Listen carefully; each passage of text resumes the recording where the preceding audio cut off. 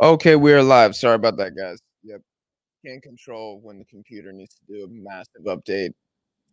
But we are live. Appreciate that. We're about 3 minutes in. I'm gonna share my screen here in a second. Then I got some talking points about the Asian Cup with you guys. And I also want to say my bad for not doing more content around the tournament. I am going to be doing a Asian Cup takeaways video on Deadball TV, hopefully this weekend, maybe on Monday. So hit subscribe if you're a newbie here to Deadball TV. And also, I'm gonna ask the chat because y'all know I respect y'all's opinion. What is your biggest takeaway from the U23 Asian Cup so far? If you're Uzbek, drop an Uzbek takeaway. If you're Japanese, drop a Japan takeaway. Or if you're either of those nationalities and you want to talk about China, drop a take about China because I'm trying to see.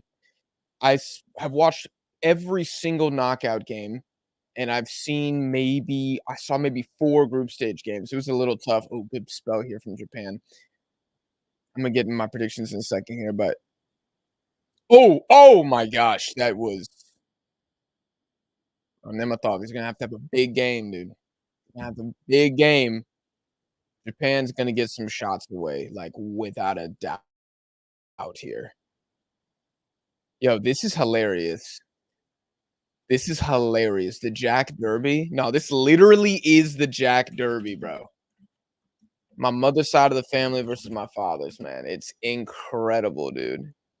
Incredible. Damn, Google's really not gonna give me a score like that? Okay, I'm trying to share my, here we go.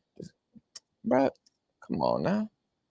Where is the It's kind of shocking to me and upsetting, like, how few outlets have said anything about the U23 Cup. Like, it's really annoying.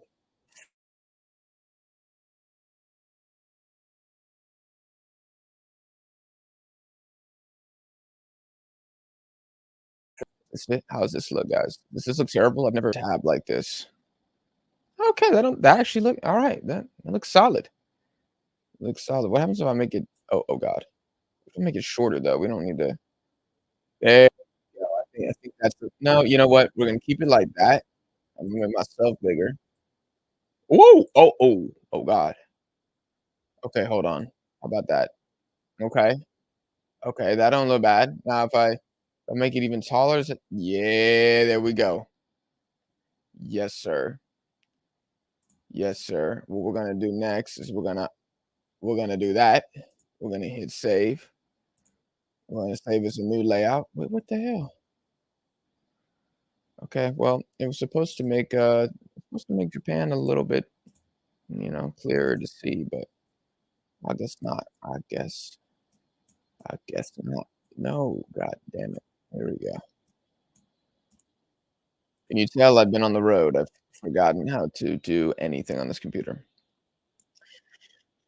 Um, good lord. Let me get to y'all's comments. Debut TV. We Uzbeks very glad you always support our team. Thanks and good luck, man, bro. I'm a full Uzbek simp, dude. It's not even like fandom anymore. I'm like, I love Uzbekistan, like truly. And the team is so fun to watch. I think that's like my favorite part of my Uzbek fandom is that this team is so exciting at like every single level. U20s, senior U23s. Uzbeks to win all day, bored of Japan winning every time. Haha, kidding. Hey, well, this match is a rematch of the U23 semifinal 2022 when Uzbekistan won that game 2-0, and won it pretty soundly from what I recall. Defensive masterclass that game. There was one player in particular for Japan who I remember had a very, very difficult game in that semifinal, and that was Henri Chase. Who I also wanted to ask you guys, why is Henri Chase not in the Japan squad for this 23 Asian Cup? I know he wasn't good against Uzbekistan in the semifinal, but overall, like he had a pretty good tournament. So I didn't understand that. He's getting minutes in like the Bundesliga, Bundesliga 2, I guess like the Stuttgart youth team. But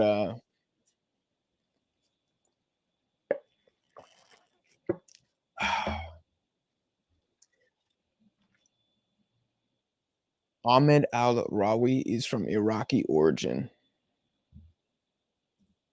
Oh, Uzbekistan with a chance here, and it hits side net. It hits side net. Mm.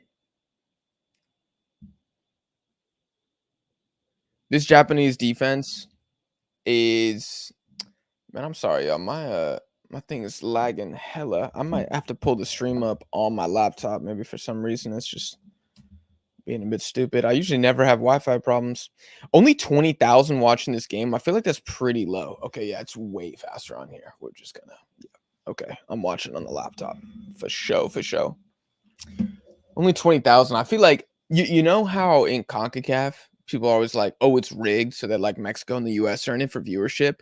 I feel like if the AFC wanted to rig games, it would be India, Indonesia in every single semifinal. You know what I'm saying? I would say China, but I don't even know if the Chinese get down like that for the team. I feel like they don't. Although I will say the China U23 squad, at least they weren't horrible to watch. At least there was like one or two players on that team who could dribble the ball. You know what I'm saying? Fun fact about China: 5 U23 Asian Cups, 5 group stage exits. So they always get to this tournament and then they just flop. They just flop time and time again. Are we surprised? I'm not surprised.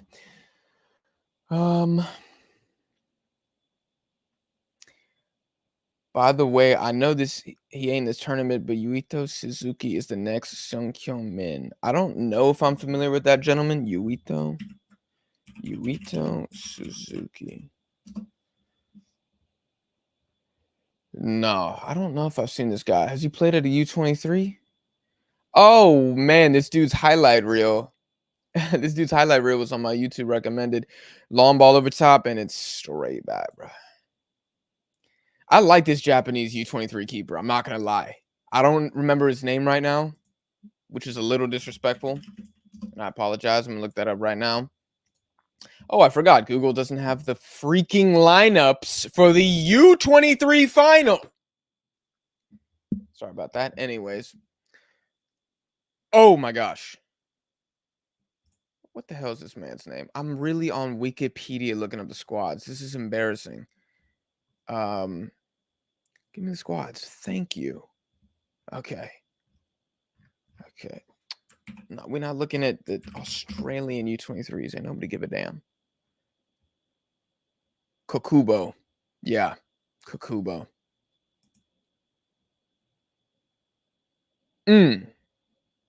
Oh, I don't know if that was a foul. I don't know if that was a foul. But I'm trying to see. Sorry, I'm still on I'll show this now. I'm still on Suzuki right now. I'm trying to let me see. What did he play at? Did he play the 2022 version? That's what I'm trying to see. Did he play in 2022? He did. Oh, he was the guy who got the brace against South Korea. Okay. I do remember him. Good shot from Uzbekistan, another block. Only played in 2. Yo, this is gonna be a good game, man. The Uzbeks, if you think the Uzbeks are about to sit down just because guys like Husanov are no longer in the squad, I mean, yo, these boys don't fear death. They really don't. He hasn't been called up in a while. This is what I don't. Is he too old now? He's 22. This is what I don't understand about Japan. I wish they had a little more consistency with their U23 call-ups. I do remember this guy against South Korea. He was an absolute menace that game. But yeah. I don't know why I didn't get called up. I don't know much about him in terms of like he's a stud or not, but Easy Ham saying that he's mid. He's also saying Indonesia's mid. Yo, so Uzbek talking point for this game. Oh my gosh, nice ball. Dude, man. Do not disrespect the Uzbeks in this game, man. They're going to get one. This Japanese back line is okay, but it's very similar to the actual senior team Japanese back line, where aerially, man, this team, they're kind of weak. They're kind of weak. Kimura, one of the center backs, he reminds me of Tomiyasu, except like even less physical. Like he was getting bullied a few times against Iraq. Just straight shouldered off the ball. You don't see a center back get like flung that often on a shoulder to shoulder challenge. You know what I'm saying? He was getting flung against Iraq. If he's gonna play at the senior level, he probably needs to add like 15 pounds of muscle. I'm not kidding. But the Indonesian game is hilarious to talk about, and we're gonna talk about it for a second. Let's put some respect on Uzbekistan, who are just absolutely cooking right now. This team is so freaking good, man. But hold on, I bookmarked the stats from the game, and I want to shout out this account too because they did incredible work.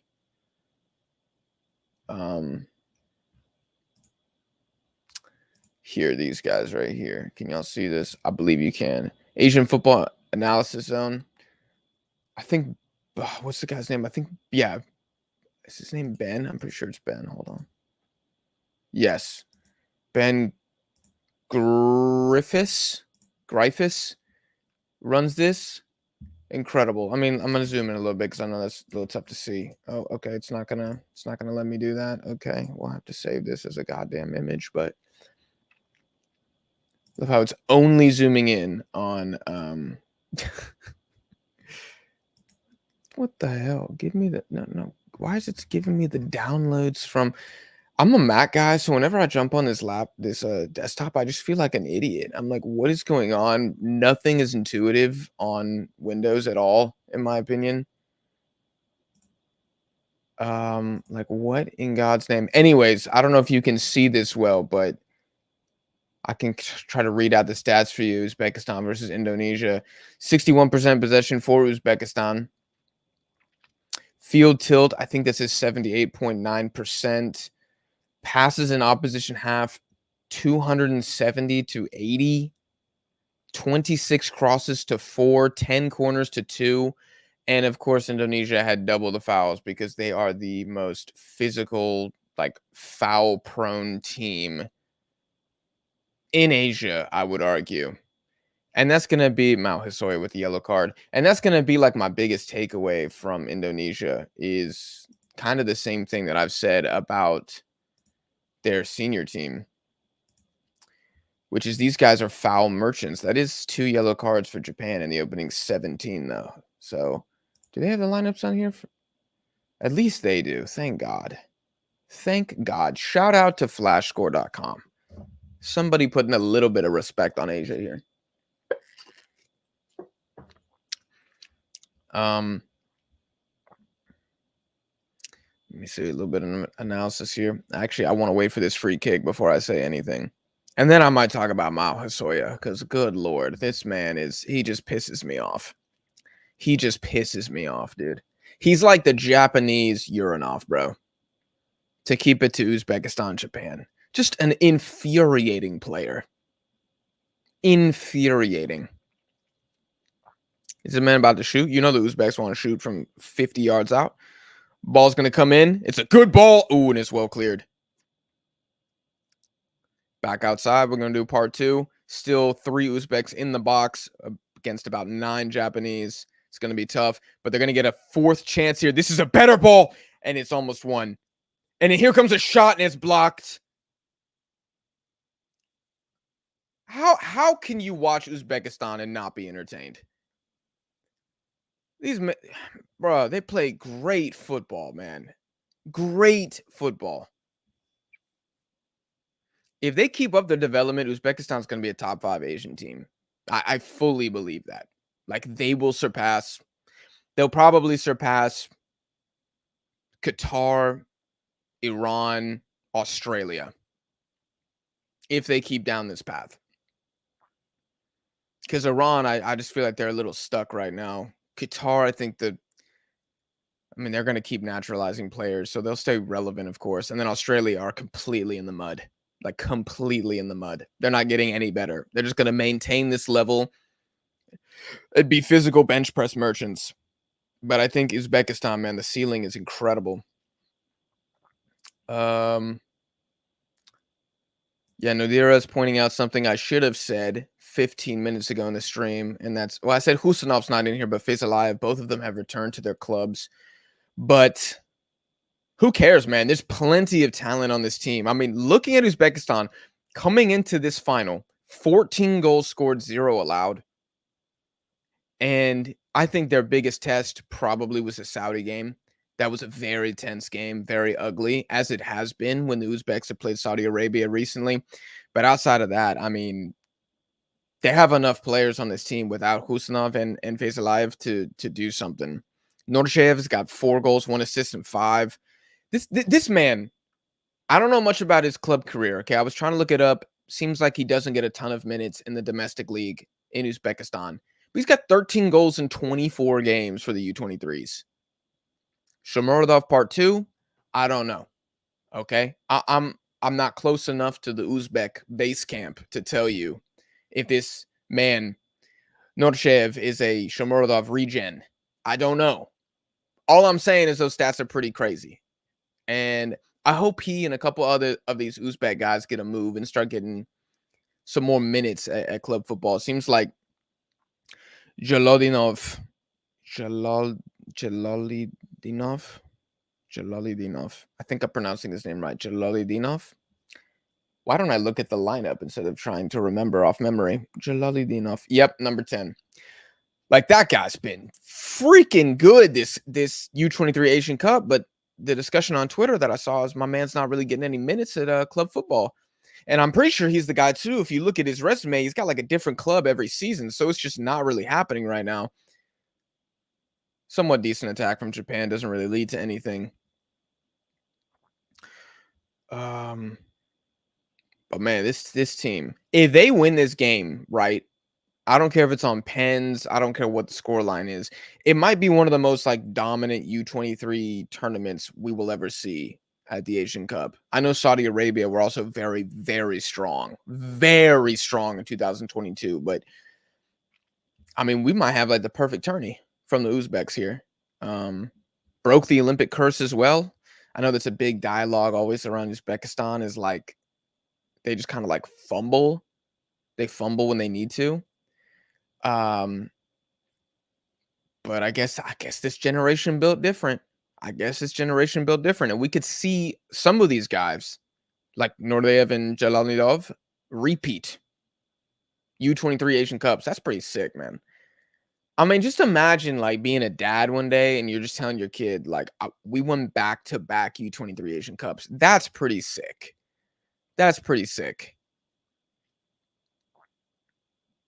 Like, I know it's not a senior tournament, but me as a player, I'd be so hype if I had 2. And maybe these guys have like a U20 as well. I don't know if they were on that squad as well. That I believe won in 2000. No, they couldn't have been. Don't take everything I'm saying right now with a grain of salt. I love Asian football. I love covering it. I'm so happy I'm doing this stream right now. But of course, when we get to the youth teams, I'm not really an encyclopedia. I'm trying to remember, but you know, I'm learning this as Deadball TV matures. Japan, on the other hand, 9 goals scored, 3 conceded. It's been a good Asian Cup. They did lose to Korea in the group stage, and Korea's rested their best player. So that was kind of a weird result. And against Qatar, you could say that maybe they got a little fortunate. It hasn't been quite as convincing for Japan, but I think they're undoubtedly a top 3 team at this Asian Cup so far. And against Iraq, they were very, very good. Iraq should have scored. There's no way that game should have ended 2-0 for Japan. It probably should have been a 3-1, though, Japan victory. So kind of like the senior team, goal scoring up top is a problem. Looking at you, Mao Hasoya. Technically, the midfield is pretty much outclassing everybody in this tournament. Again, much like the senior team. And then the back line looks like a jellyfish at times. Just very soft.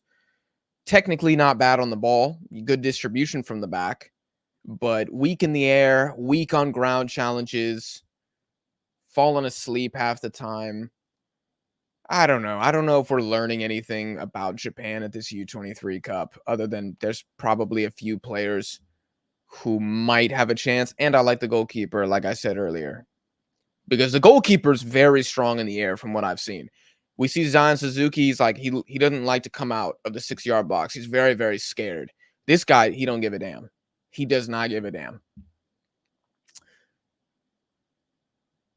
Sepia says, bro, I'm in class right now and I got this notification. Didn't even know the tournament was going on.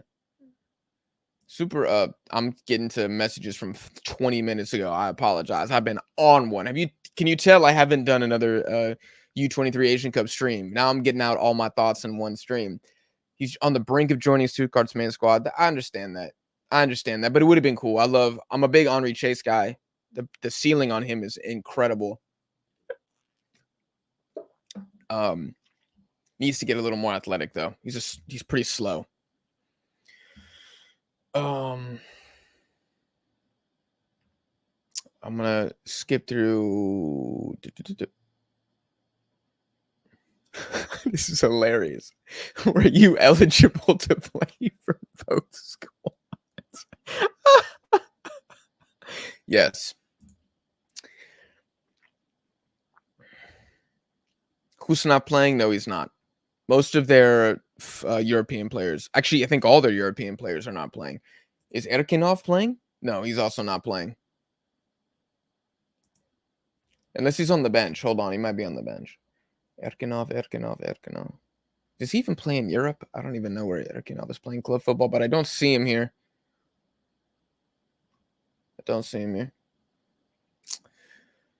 This guy, Takai, number 22 for Japan. He looked pretty solid too. Looks like a little more of like an intelligent defender than Kimura. But Kimura's got 2 goals, man, and 2 big goals in this tournament. So I don't understand how offensively this guy's so good in the air, but defensively he's just average. I don't understand.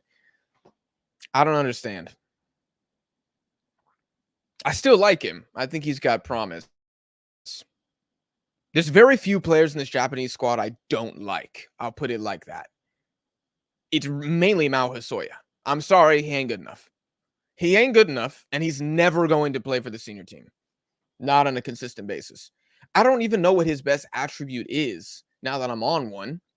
It's probably his movement and athleticism. But if you want a guy who can run and is fast, Japan already have options there. Like, they don't need a Mao Hisoya, in my opinion. I don't think the Japanese national team is crying out for a Mao Hisoya archetype 9. They much more need the guy who played for Japan at the U20 World Cup and Asian Cup, the kind of like bigger lad. I forgot his name right now, but that's more what Japan is missing, like a bruiser up top. If they want a speedster, they got Daizen Maeda is fast as hell. Furuhashi, who doesn't even get called up, is also a speed demon. Ueda, he's not the quickest, but his movement is very good. So again, I just don't know what Mao Hisoya is adding to Japan that they don't already have. And he's not a good finisher. So we're going to take a team that already doesn't have a 9 who can score and add another 9 who can't score? I don't see it.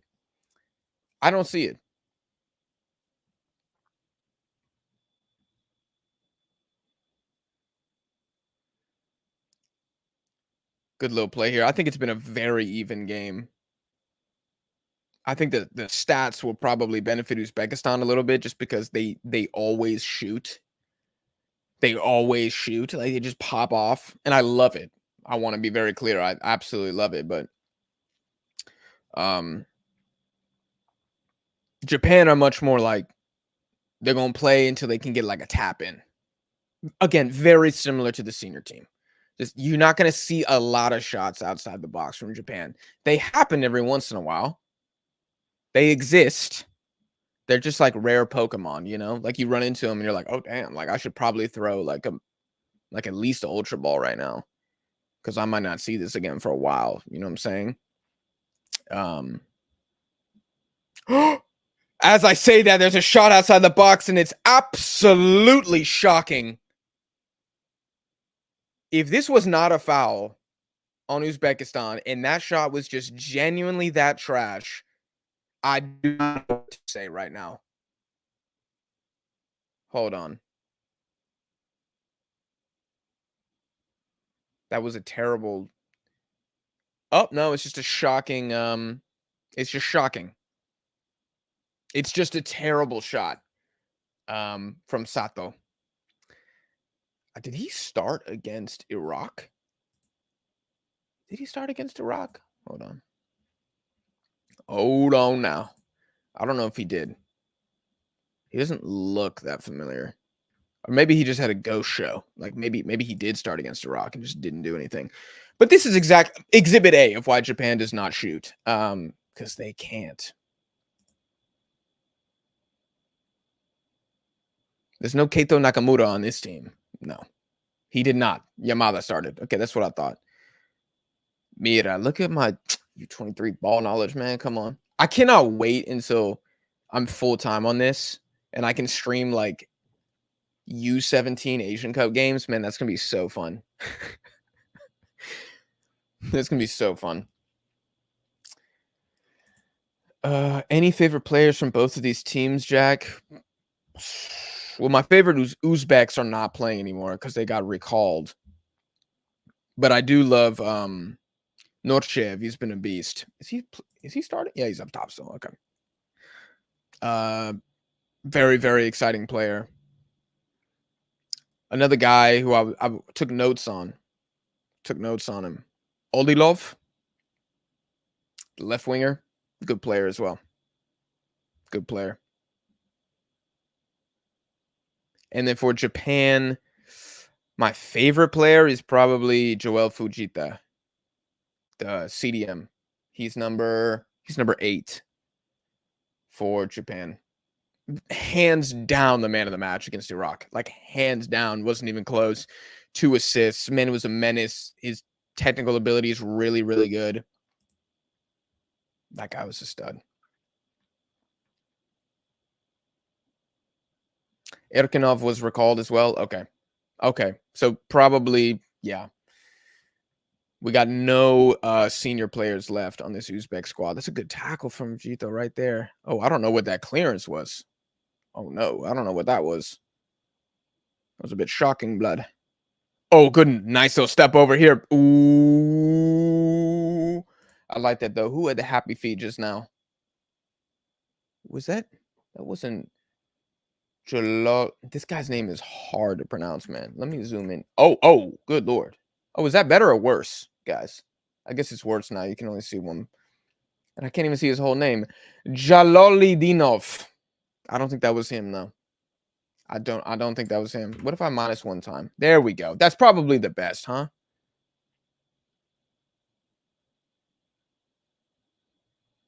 Look at that big body, bro. Kakubo, dude. The Japanese Brad Guzan, bro. Kakubo.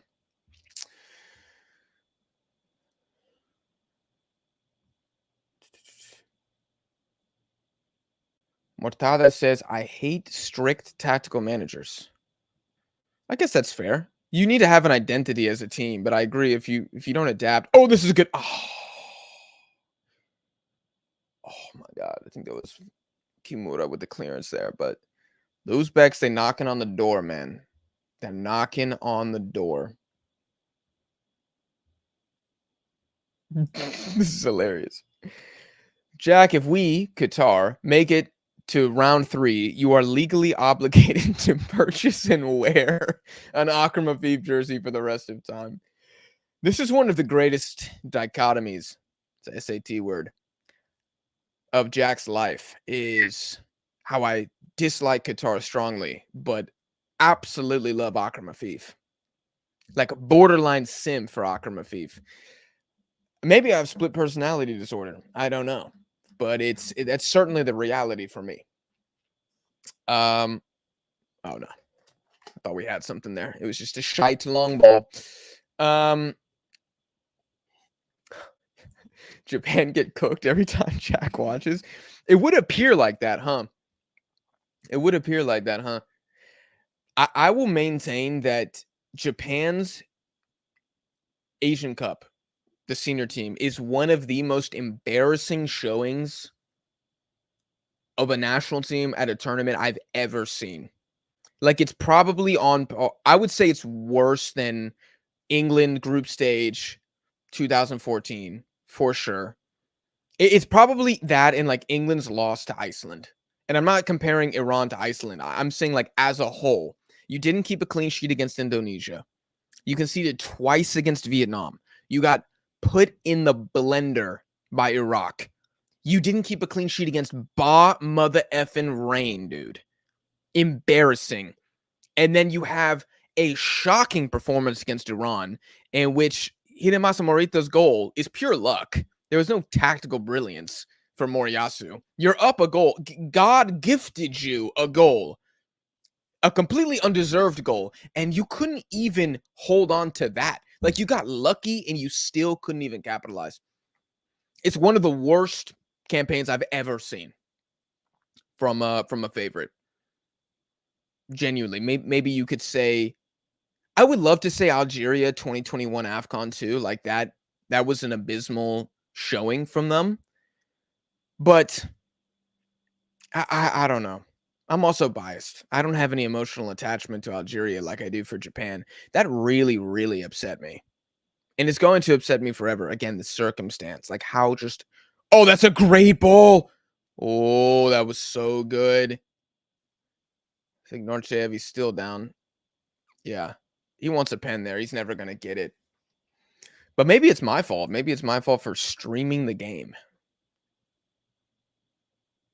Man, go back and watch that Iran victory. I am furious in that stream. I'm furious. Is Husanov the next superstar in Asian defense after Kim Min-jae and Tomiyasu? I think so, yes. I think you could argue Husanov's ceiling will be higher than Tomiyasu's. Simply because Husanov at this age is so much more advanced than Tomi was, and Tomi's hurt every other week. And Tomi kind of has the advantage or disadvantage, depending on how you want to look at it, of sometimes playing as a fullback.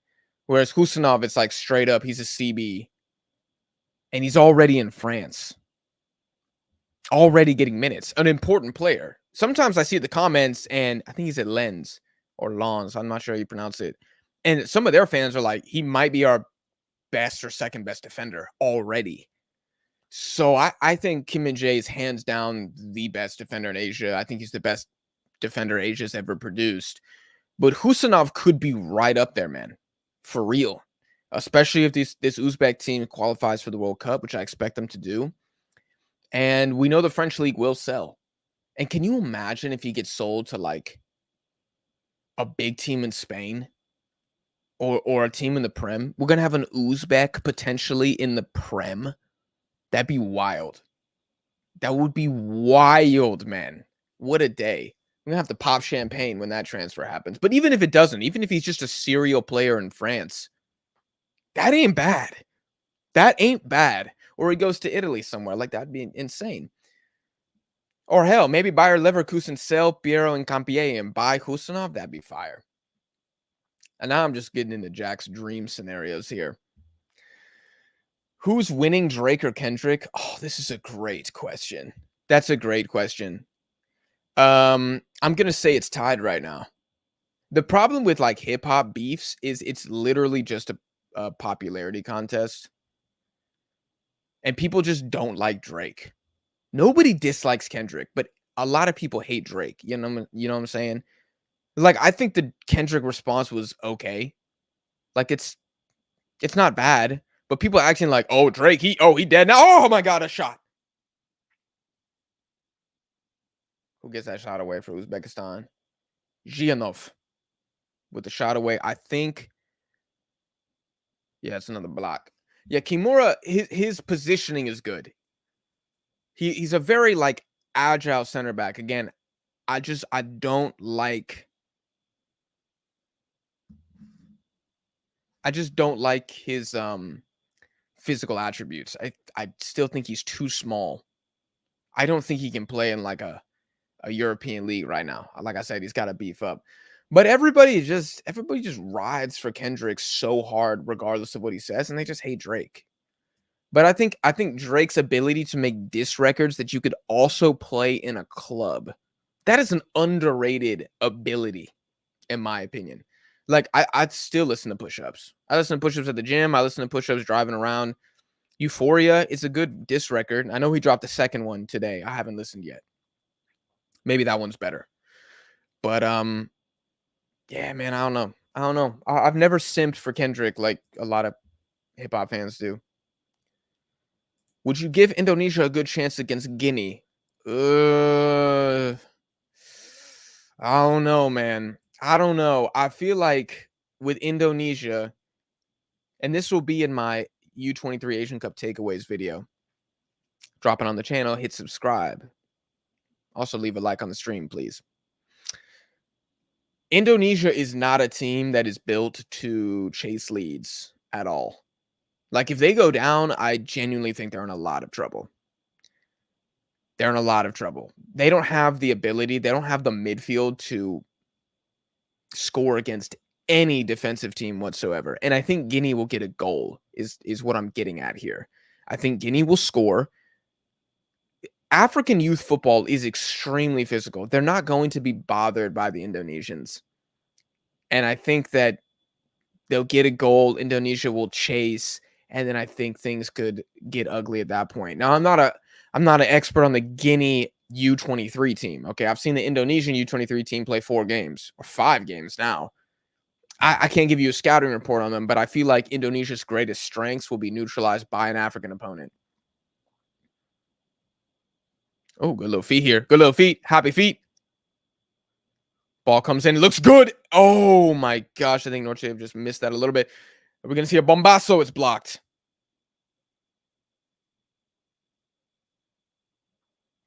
Ball comes back in. Oh, my gosh. Is that going to target? And it's off the crossbar. Oh, my Lord. That was a cross. That was not a shot. That was definitely a cross. But, oh, my God. Can you imagine if that went in?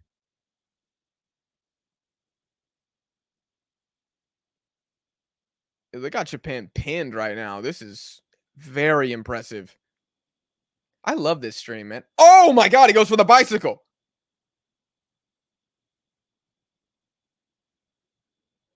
Oh, this is just beautiful. I was telling my dad earlier, I was like, this stream is just a win-win. It's a win-win. I don't get to say that very often. My teams are never in the finals. You know what I'm saying? I'm like, the Uzbeks win? Hell yeah.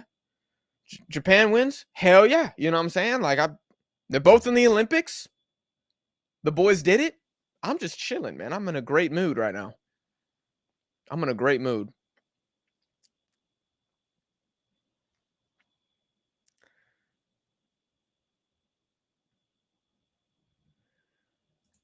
Kim Min Jae's having a bad time. He's a fantastic defender. He was just unlucky. A lot are bashing him. Man, football fans are idiots, bro. Just always remember that.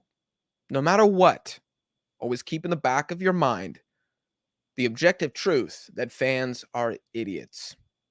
The amount of reactionary takes is just insane. It's just insane. And you definitely can't get too emotionally attached to takes on Twitter and stuff, you know what I'm saying? Like if you're going to watch a 10-minute video of somebody break down their opinion and give you data points to support their argument, that's better. Like that's an actual take. But these piss takes that just get published on Twitter are shocking. And of course, they're all faceless profiles. Y'all know how I feel about that. I can't engage. I just can't engage. Germany 2018 was worse than the U23. U23 was worse than the 2023 Asian Cup. I don't know, dude. That Germany team, in hindsight, I think we've realized that they just like were already falling off. This is the strongest Japan has ever been. This is like 2010, 2014 Germany losing in the round of 16.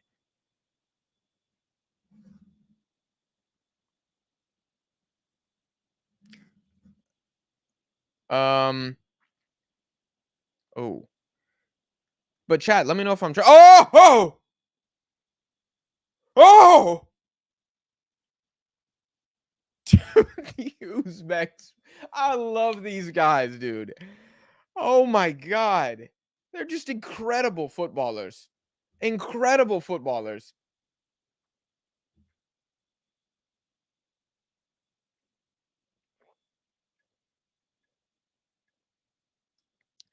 Like, you just don't see fullbacks in Asia, Mercedov, just say, "F it, Imma just ball," and just boot it. I mean, that's incredible, man. That's incredible. Oh, Cam's gonna get me in trouble here. In your opinion, what's Japan's best lineup? Mm, either Daniel Schmidt or Zion Suzuki in goal. Left back, anybody but Hiroki Ito. Please. Please, he's not good enough. What's my brother's name who played against Bahrain and actually had a really, really good match? I think he's playing in the J League. I'm gonna look this up. Japan. He doesn't have too many caps, so that's why I don't fully remember him off the top of my head. Nakayama. Yuta Nakayama plays for Huddersfield. Hell yeah. It's CB. I would go Tomiyasu and probably Machida. I'm done. I'm done with Ko Itakura as well. I'm done. Nope. Banned from the team for a year. Sorry. Too slow. No confidence. Yeah, he can kind of pass the ball. I don't give a damn. So can Tomiyasu. And then right back, depends on the opponent. I think Sugawara would still be the number one choice because I like him going forward. But if Japan is on the back foot, right, and if Japan is defending a lead, I think Maikuma is a really good option as well. Midfield, Wataru Endo, Morita. Oh, that third one is always a little tough. I'll get back to that. Let me come back to that. Left wing, Keito Nakamura. Ayasa Ueda up top. Junya Ito, right wing, has to start. And then that's when you go back to that center mid and you say, do you put Kubo middle? Personally, I would. It can't be Minamino. I don't want Minamino there. He's just not good enough. And who else could it be? Who else could you put middle that would be like an absolute game changer for Japan right there? Let me pull up their pool. You could put Rio Hatate. That would be interesting. You could put Hatate. He's not really like a cam. You wouldn't really have a cam in that sense. You'd have Wataru as the 6, Morita and Hatate as the 2 8s. That could be really interesting. And then just let the wings create. But then you got to leave Kubo on the bench, and people are going to be upset, even though Junya Ito's much better for Japan. I will fight anybody on that. He's just better. God, what a tragedy that was that he didn't play in the Asian Cup. The form of his life, Japan's best player in 2022 and 2021 and the beginning of 2023, and he don't even play in the Asian Cup because of, I guess, the allegations, which my understanding as of now is that he has countersued. I don't know if those original charges were dropped, but I'm pretty sure he's now suing. I think it was 2 women. I shouldn't be speaking on this because I don't know the details. I'm certainly going to get canceled because of it. But I'm pretty sure he's countersuing now, like a counter defamation thing. And people don't understand how big of a loss Junya Ito was for Japan. He was their best player. He was the best player, hands down. He doesn't have the name recognition because he was playing at Genk, and then now he's at Reims is how you say it. 10 goal involvements again. Tragedy, bro. Tragedy. Oh God, there's a lot of comments. Ali says, I enjoyed the Asian Cup to the Jordan game. Yeah, well, that was brutal for everybody, I think. Jack, a young long throw for Uzbekistan, and it's cleared. Younger player Urinbeyev is playing in Brentford. Sick.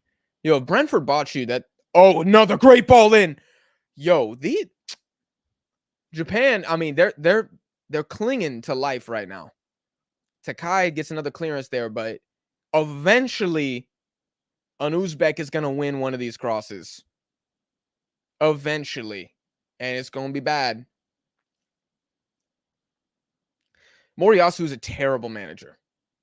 Moriyasu, I would argue. Y'all ready for a hot take?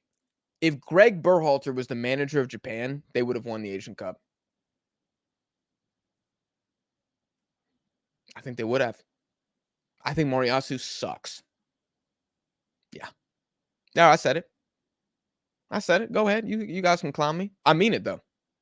Oh my gosh. Oh no, Fujita, what are we doing? Oh, he just clears it. That's probably gonna be half there, but you gotta say Uzbekistan, even without their best players, are on the front foot. That is halftime.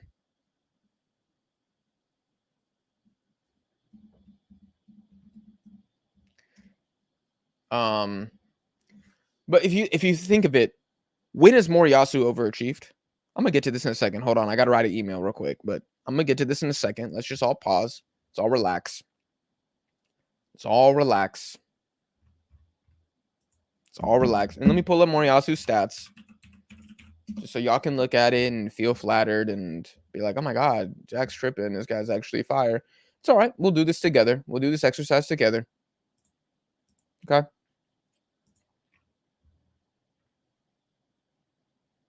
Do this exercise together. 80 games in charge. Pathetic. All right, let me write this email. Hold on one sec.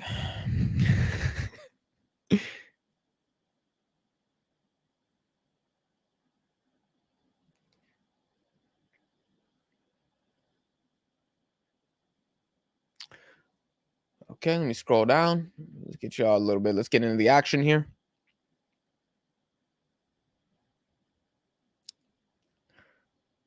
Okay. Okay. Let's look at this. Hold on. Let me read the chat. Let me see how y'all feeling about that. How y'all feeling about that? Cam just said LOL. I don't know if that's to a Klinsman comment or whatever.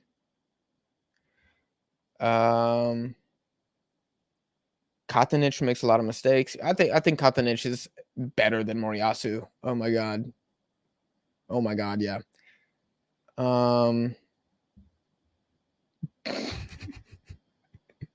Yeah, y'all saying I don't like Ritsu Doan. I think Doan needs to be a sub for Japan.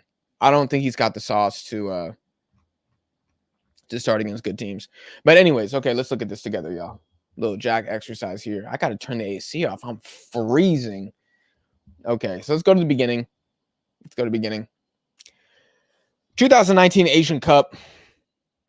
I think this is probably Moriyasu, like one of his finest matches. Is this game in the semifinal against Iran? Although the first goal is more of an Iranian mistake versus, again, tactical brilliance from Moriyasu. He gets to the final and then gets dog walked by Qatar. And I guess you could say, like, it was a home tournament for Qatar. They were on fire that tournament, like murdering everybody. But still, okay, you've lost a final against Qatar, against an inferior Asian opposition. Okay, it's not disastrous, whatever. We'll move on. 2019 Copa America. Now, again, there's probably an asterisk next to this one because it was a very rotated Japan squad. But whose fault is that? Whose fault is that? Maybe I'm forgetting some context here. Maybe the senior team was doing something else. But I don't think they were. I don't think they were. Let's look up this squad. Let's look up this squad here. Okazaki, Nakajima, Kubo. Damn, Kubo must have been hella young. No way Ko Itakura was playing CDM. Is this man having a laugh? That is Ko Itakura playing as a 6. Holy shit. These fullbacks, Iwata, I don't even know who that is. I have no idea. I'm looking at the bench here. Who is Teruki Hara? I have no idea. Daiki Suga? You've lost me. Oh, thank God Ayase Ueda was on the bench. Tatsuya Ito. Okay, at least I know who that is. Yuta Nakayama. Okay, at least I know who that is. Ryosuke Kojima. No idea who that is. Okay, so you bring a booty cheeks team. You bring a booty cheeks team to the 2019 Copa. You go out in the group stage, get 2 points. Come on, bro. And that Ecuador side was trash as well. Like, come on, bro. Embarrassing. Qualifiers, whatever. Nobody cares. I'm not going to talk about the EAFFE1. Too much more qualifiers. I would argue that the 2022 qualifying process was a little too close for Japan. I mean, especially, I'm going to highlight this Australia game here. This was pretty much like do or die almost for Japan in this game. It would have been very, very bad if they didn't win. If it wasn't for literally an Aziz Behich own goal in the 85th minute, which I think is forced by either Tanaka or Ito. I can't remember. I mean, Japan were in trouble. They had already lost to Saudi Arabia, and I want to say they'd already lost to Oman as well in the qualifying. Yes, both games are away. Yes, Saudi Arabia is good. Still pathetic. Going back. Group stage. Losing to Costa Rica, bro. I know we have to compliment the wins against Spain and Germany, two of Japan's best in their history, but you still lost against Costa Rica. And why did you lose against Costa Rica? Because you decided to rotate the squad in the second group stage match of a World Cup. Are you an idiot? Are you an idiot? You didn't even have 6 points wrapped up yet.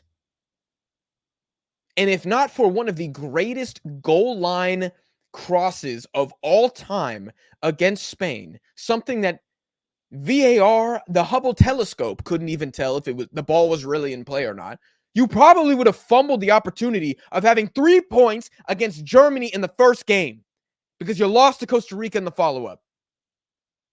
So God intervened, you beat Spain, and then you play a Croatia side, and Croatia did nothing the entire game. They did nothing, y'all. And you know who else did nothing? Japan. You did not go against this team at all. Like, what are the stats? Do they have stats on Transfermarkt? I don't know if they do have stats. They do have stats. Let's go. Let's check it out. I'm on one now. Bro. 15 free kicks? Jesus Christ, I don't remember that. But anyways, this game was so winnable if the manager had any balls whatsoever, which he doesn't. And in extra time, nothing happened in extra time. If you get to extra time against Croatia, you better treat it like if you don't score in the next 30 minutes, you're going to lose. Instead, Japan played for pens. Japan, historically horrendous at penalties, going up against Croatia, historically great at penalties. He played for the draw. A buffoon. This Japan squad was good enough to make the quarterfinals for sure. And they would have played Brazil. I think Brazil would have been too much for them, but that would have been it. So I would say he underachieved at the 2019 Asian Cup. I think he underachieved in qualifying. I think he underachieved at this World Cup, and undoubtedly underachieved by a quarterfinals. And look at these score lines, mate. Look at these score lines. 4-2 Vietnam. A finished Vietnam side scored 2 against you. Had the lead. Absolutely pathetic. 2-1 against Iraq. Iraq were cooking. Probably the best playing team at the Asian Cup. But you got dog walked by Iraq. You did. Jesus Casas, he was playing with you like you were some food, bro. Like how babies play with pasta before they eat it. That's what he was doing to Hajime Moriyasu. And I love Jesus Casas. That guy's a good manager. But I'm saying that should illustrate the change and the difference in quality between these two managers. And then Indonesia getting that late goal. Again, pathetic, mate. Give me a clean sheet. You had 0 clean sheets in 5 games at the Asian Cup. Pathetic. Then you play Bahrain. It wasn't really like a challenging game for Japan. But again, you should be smacking the crap out of Bahrain. And then, of course, the worst match I've ever seen, maybe in my life, Iran 2, Japan 1 in the quarterfinals. Absolutely pathetic.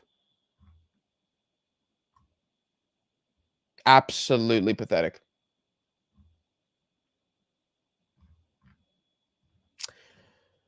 Anyways, my argument for why Greg Berhalter would have won the Asian Cup with Japan is I just feel like Greg Berhalter always hits expectations. Nothing more, nothing less. Yes, he's not that great away in CONCACAF. Well, Moriyasu's not that great away in Asia. I don't care that he can go to Myanmar and beat Myanmar. He couldn't beat Saudi Arabia. He couldn't beat Oman. Didn't they draw?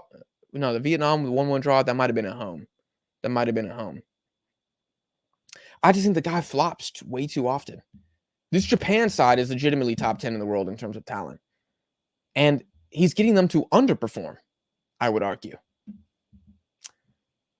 It's just infuriating. Let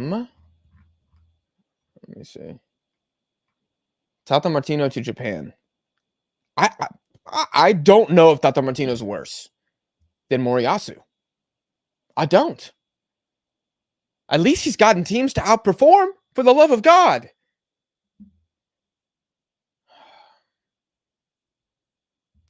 Japan football critics say the best quality about Moriyasu is that he's nice. He's a yes man. And I guarantee you, Japan going to waste another opportunity at the next World Cup. One of your best players came out and said, we don't receive instructions. Sack the manager immediately if a player says that. And he's a Japanese player. You know how much it takes for a Japanese player to come out to the media and criticize the coach?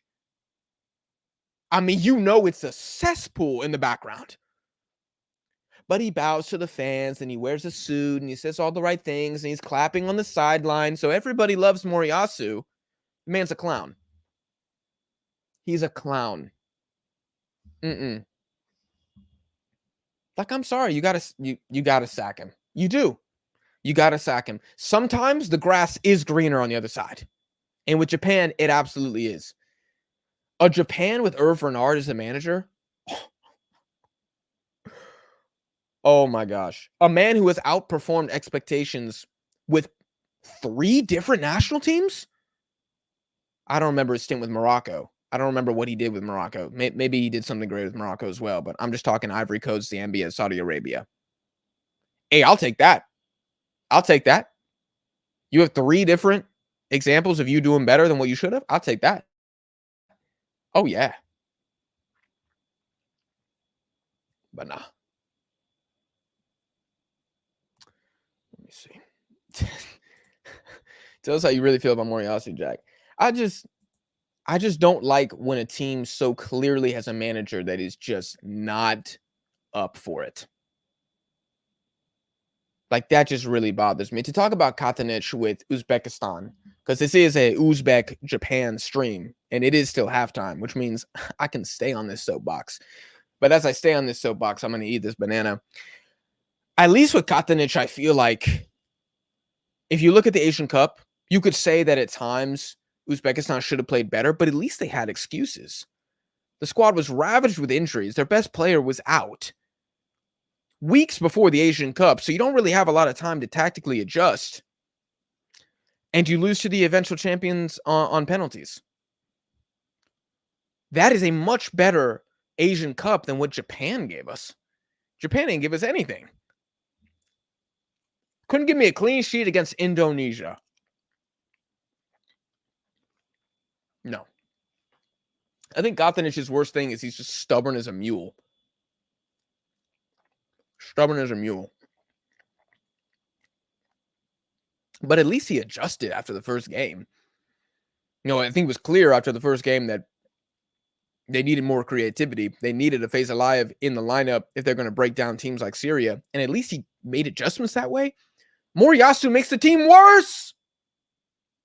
Moriyasu's like, damn, my starters against Vietnam, they played well for 45 minutes. Let's make 6 changes. That was a bad example because they weren't good against Vietnam. But Bahrain, for example, both fullbacks against Bahrain should have started against Iran. Instead, you throw Hiroki Ito back in. You buffoon. Buffoon. Mao Hosoya gets to start at the Asian Cup. Are you having a laugh? You think this is a joke? You think the Asian Cup is a joke? My God. Oh, infuriating. What's up, Roberto? Can't wait to see Japan and Uzbekistan at the Olympics. That's going to be fun. This Uzbek team could probably make the final of that as well. Japan, they won't. I think Japan will probably lose, and I don't think they make it out of the group, actually. I hate to say it, but I just don't.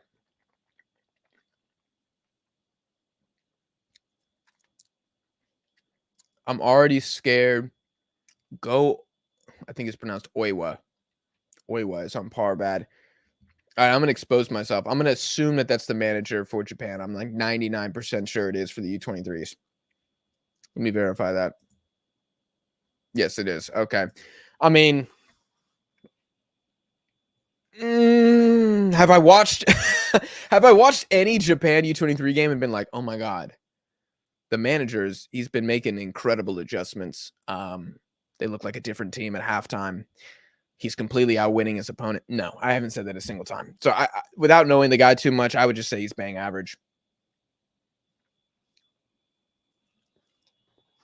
Let's look at Katanich's record. Huh? Let's check that out.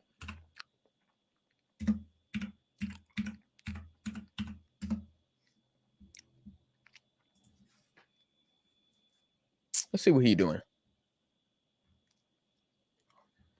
That ain't bad, man. This ain't bad. That's not bad. Honestly, his Iraq record is pretty good too. Solid, man. Stubborn as an ox, though. Oh man, the world. I think the world deserved that Uzbekistan Iran semifinal, man. Just think of the vibes, bruv. The vibes. We get a step Central Asia semifinal. Some of the most heated World Cup qualifiers I've seen. Japan with a super early chance and it's blocked. Oh my gosh. Who is Japan's U23 manager? This guy's a genius. Anyways, who has he lost to? So he's lost to Iran in the CAFA final. That was a handball anyways. He's lost to Costa Rica, and I'm pretty sure Costa Rica scored both goals in like the 90th minute, right? It's my ball knowledge. Dude, look at this ball knowledge, man. You cannot make this up, dude. You cannot make this up, bro. Nobody come on, dog. Now this is concerning, but it was his first games in charge. Georgia, they do have tech. The Georgians have tech. I think they have a very similar like style and approach to the game as the Uzbeks, but probably a worse squad, in my opinion. But it was a 1-0. I don't have any context for that game. Jordan 3-0. That's a bit. Oh, actually, who scored in this game? I'd be really curious to see that. Dardur. Wait, no, that's not. Dardur. Nasib, center back, got one. He might be playing as a right back, but Faisal. Who was the team back then? Shamuradov, Umarov, Bosarov, Shukarov. Okay, so it looks like the back line has changed quite a bit since 2021, but a lot of these attackers and midfielders are still at least kind of relevant. Mozgovoy, I have no idea who that is. Mozgovoy? This man's still part of the team? Let me see. He's got 10 caps. Akmal Mozgovoy. His last game was, it's been a while. Kafa Cup. Oh my gosh, a good ball in from Japan. Yo, both defenses their foreheads are like heat-seeking missiles to the ball. They're just winning everything. Okay, so yeah, I don't know if this. I'm about to say I don't recognize this guy. Oh my gosh! Oh my gosh! Beautiful play from Japan. Oh, that was one of those like millimeters away from being a foul, but I think the Uzbek defender did really well to keep it shoulder to shoulder there. Turn, you bastard. We're going to get another cross here. Okay. This is the first. It's going to be a corner for Japan. The Japanese fullbacks have not been able to get up as much as the Uzbek ones, but it's good play from number 4 there. Good play from number 4. Hiroki. Oh, no. Not another Hiroki. Please, no. Please, no. First game is against Paraguay for Japan or Uzbekistan. I don't know the groups yet. All I know, Paraguay losing 3-0. That's all I know. Ball comes in, and it's once again. Oh, it's a great ball back post. An amazing defensive header from Odilov. Bro, if you're a left winger putting his body on the line like that, that's insane. What do I think the Asian representatives at the Olympics will do, including Indonesia? I'll make a separate video about that. But I do like their chances. I really like Uzbekistan's chances. Japan, like I said, I think they could make the knockouts, but I think this team is too bad. In certain areas. Another shot is blocked. Yo, have the keepers really been making saves? I feel like only Japan's keepers made a couple saves. The Uzbeks are blocking everything. I think Uzbekistan is the best team head to toe. There are actually so many parallels between US soccer and the Japanese Federation. Yes. Yes. Yeah, the Israelis got a good team too.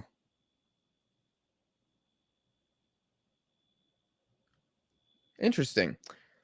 Just for info, the Uzbeks created a club named Olympic back in 2021 for U23 players who weren't getting enough playtime in their clubs, and now we can witness its fruits. Interesting. That's a really good idea.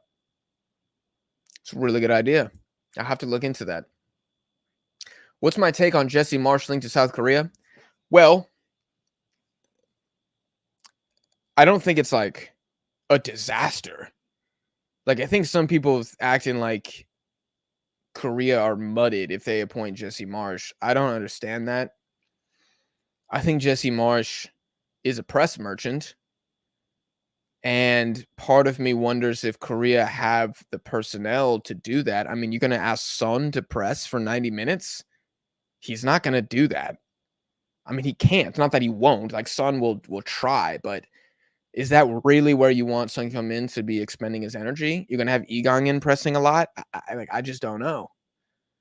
I don't know. I would like the tempo. I guarantee you Korea become more exciting to watch. I guarantee you. I think they have the back line to play in that like Red Bull system as well. Of course, that all hinges on Kim Min-jae being a very, very good distributor of the ball. I don't think it would be terrible. Like, will they win the Asian Cup with Jesse Marsch? You can't say that, but I don't think there's any manager that makes Korea the favorite. Oh my God. Oh my God. Disastrous giveaway. The Japanese recover. And they could be off here. Uzbeks are a little out of position. Here's a fast break. Fujita. You're going to play the ball wide. And he's going to take a shot, and it's a save. Oh my gosh. Really good counter from Japan after almost a disastrous giveaway in the back. I think it'd be an improvement. And it'd be a big test for Jesse Marsch. Like, does that guy have the snuff for round 3 of Asian World Cup qualifying? That would be really, again, for the vibes, man. I'd be here for it for the vibes. But I don't know. Is he going to live in Korea, or is he going to do like FaceTimes like Klinsmann did? That's another question.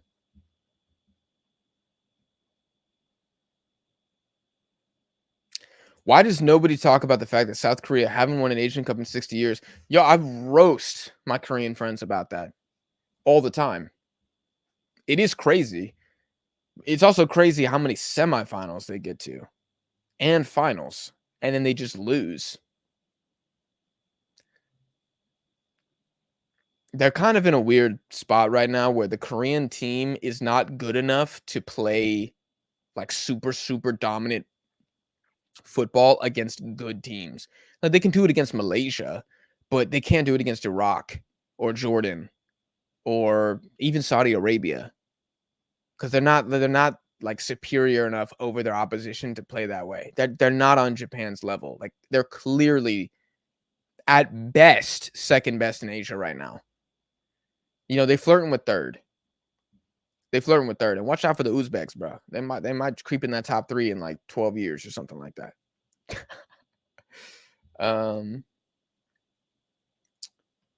Just so much to Korea. Jesse Marsh to Korea is devastating. I don't know if it's devastating. I think Marsh gets clowned a little too much. I think the best thing for Marsh would be the Canada job. Honestly, I think that is more suited for him, especially with that attacking talent with the Canadian squad. Iraq in the group with Argentina, Morocco, Ukraine. Man, Iraq are good, but can they dance with Ukraine and Argentina? I don't know. I think they'll do okay against Morocco, actually. I don't know, man. They struggled at the U20 World Cup too. Japan struggled at the U20 World Cup. I don't know. I don't think Iraq are complete enough. Not that I'm an expert on the Moroccan U20 squad. Great play here. It's 2-on-3 in the box. If the Uzbeks can get the ball in, it's taking a little too long to develop, and the play's dead. Yep. Okay.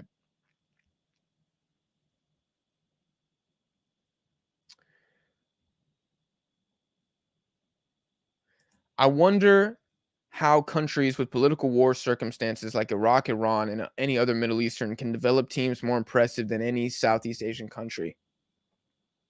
Um, well, they are war torn, and that's definitely like a negative, right? Like no one's saying like, oh, having your government toppled actually helps player development.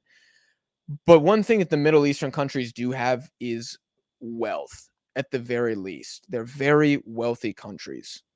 And so, in the moments in which they can get their act together, in which they are fortunate enough to have a period of political or internal stability, you can see them allocate the resources that they need to sports and infrastructure and everything else in the country. I'm not an expert on like the politics of the Middle East versus Southeast Asia, but I do know corruption is especially terrible in Southeast Asia, so I'm sure that's an issue. Southeast Asia some countries have bigger populations, but bigger doesn't mean better. Look at China and India. Doesn't mean better at all. Look at Russia, if we're talking like a European example. If peace was bestowed upon the Middle East forever and we never had another armed conflict again, you would see a further power balance shift towards West Asia. And I think the domestic leagues there are solid. I think the J League and the K League are kind of like these lone bastions in East Asia. Chinese Super League's dead, completely fallen off. The A League is nothing impressive whatsoever. And I'm not saying that like the Iranian domestic league is incredible, but it's not a bad league. The Qatari Stars League is not a bad league. The Saudi League is up and coming. Even if we're just talking pure development, you can obviously tell that the Uzbek League, at the very least, is good at developing players. Now, what happens after that? They probably don't have the resources. I know they don't have the resources. I forgot what team it was. Didn't even have like an away kit or something right before the season was about to start. So there are problems with money. But West Asia, I mean, you look at the UAE League as well. There are definitely pros to being a West Asian footballer versus an East Asian. United States military intervention is not one of them. Fun fact.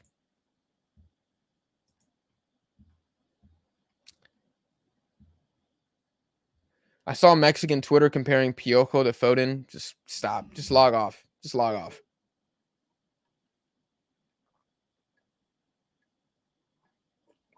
I think I'm convinced that Chivas and America fans they're just sick. They're sick in the head. Uzbek big weakness is goalkeeper. Spot on. Absolutely right, brother. Like, it's not good. I would actually say it's quite bad for Uzbekistan. I don't want to solo anybody out, but I'm about to. But if Yusupov doesn't... Oh, my gosh! Oh, the Uzbeks, it was there to be tapped in. Oh, my gosh, you could have blown it. Ah! Takai with another clearance. Uzbek, this popping off from outside the box. Great win there from Japan, and they're off. And the Uzbeks immediately win it back. This could be trouble. Hold that thought. I'll talk about Yusupov in a second. It's back in. Not the best. In Japan, come on, bro, who just lost that ball? No, hold on. You got to get called out. Who was that? Fujio. Good Lord, that was horrible. It's going to be a corner, I think, for Uzbekistan. Hiroki putting in that shift defensively. And the siege continues. Jalaluddinov will now, I think he's taking the corner, right? No, he's not. He's not. He's just going to be the short option. But yeah, Yusupov, you could argue if he doesn't have a howler against Qatar, maybe Uzbekistan go on and win that game. Like, I believe that in my hearts of heart. Hearts of heart? Hearts of heart? Heart of hearts. First one's singular. Heart of hearts. I can't speak English anymore. I've forgotten everything in favor of learning Japanese and Spanish. Yeah, he's not good. Like, he is not good. Give me Cho, the backup goalkeeper for South Korea. I'm not even kidding. Korea is finished. Look at the birth rate. Oh my God. That's insane. And very valid. I mean, Japan going down too. We're going to start seeing a lot more dual nats for both of these teams. And when I say dual nats, I mean people who have a mother who is from Korea or Japan and a father who ain't. Okay? I don't mean they hold 2 passports. I just mean they're mixed boys. Okay? They're mutts. Like me. That's what I mean. Okay? We had a lot of Indonesians who were like, we don't have dual nationals. Brother, they're born in the Netherlands. Okay? So they were eligible for the Netherlands and Indonesia. That's what I meant. Yes, I realize they have to pick the Indonesian passport if they want to represent Indonesia. They're still dual nats. They still have dual eligibility. Like, we're talking potato here. God, we had so many comments about that in the last video. I was like, bro, the point remains the same. Y'all know what I'm trying to say. You're looking abroad to recruit other players because the domestic players ain't good enough. So you're looking at the guys named Elkin Baggett to come in on the team. Or Sandy Walsh. You're going to tell me Sandy Walsh was born in Jakarta. Anyways, I digress. I think we're going to see the same thing with Korea and Japan more. Japan, of course, is a much bigger country, so it'll happen a lot slower. But like, there aren't Korean Americans in the team. There's no Korean Nigerians. There's no Korean Germans. Like, I don't even know in the history of the Korean national team how many players they've had that were not like fully 100% ethnically Korean. I don't know. Somebody drop in the chat. Let me know. Did they have a guy who was named like Lee J. Smith at some point that I'm just not aware of? I don't know Lee J. Smith. If there is a Lee J. Smith, let me know. Matsuki's coming in. Oh, no, wait. Matsuki's off. My bad. Had a better game against Iraq, I have to say.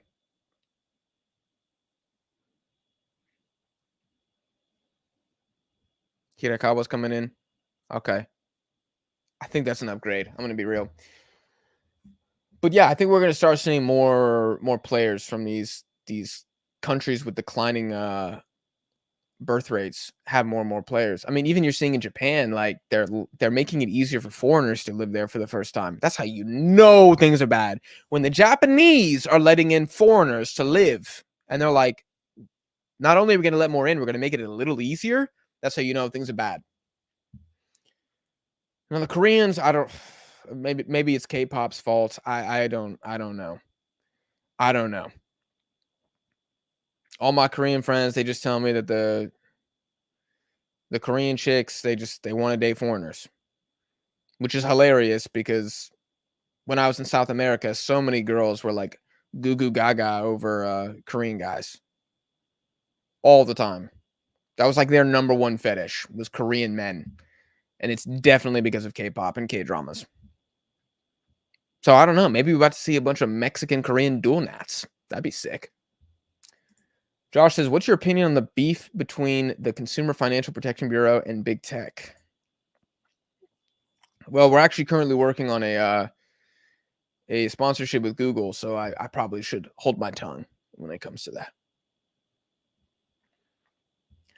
Do I think Asia will have a top or even top 5 league within the next 50 or 100 years? Obviously, it's a long way off.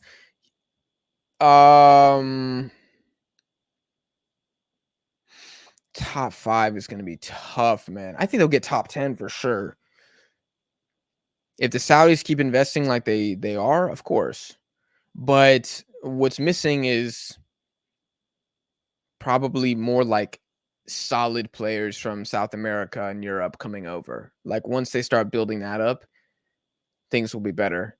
But then you also have to ask the question, like, are there enough leagues and teams to go around for all these amazing players to make the leagues better? Like, I don't know. I feel like we're gonna reach like a point of it's like diminishing returns. You can't, especially if there's a league like the Prem who's just like buying all the good players, and then everybody else is like fighting for scraps. If you're like the 12th or 13th or 20th best league, you're just not going to be able to get like very good players. So oh my gosh, Kakuba with a spider monkey like save. That was insane. This is another. That would have been the craziest goal. That was insane because this is also a cross. So that's 2 Uzbek crosses. Uzbekistan's 2 best shots have been crosses that have been mishit. That's insane. I need to start watching the Asian Champions League. I really do. I really do. I just don't have time, man. Like, I wish I did. Playing it short. In the box. It's a shot. Oh, my gosh. I can't. I think a defender got a hand on that. 20 puts it back in. It's going to be another corner for the Uzbeks. It's a good game. It's a good game. Do you think West Asia's naturally superior physicality is why they have been so much better than Southeast Asia? They are bigger and stronger. I think the Southeast Asians technically are probably on the same level, but I also think it's domestic league and exposure more than anything. Like, I think in Southeast Asia, you generally don't get a lot of experience against really good teams, and I think the West Asian teams do because their domestic leagues are better. I think that's like a bigger reason, and I think they have more money. I think they have better managers, probably better player training coming up. I think Southeast Asia has the passion, right? And the population and the desire. But I think West Asia's got them beat on a lot of. Oh my gosh. Bruh, Norchev is like, how have I not scored in this game? Who held him off there? That wasn't a center back. Who was that? I can't tell who that was. I think it was number 20. I think it was one of the subs. I think it was Hirakawa who just did that. Very, very well done.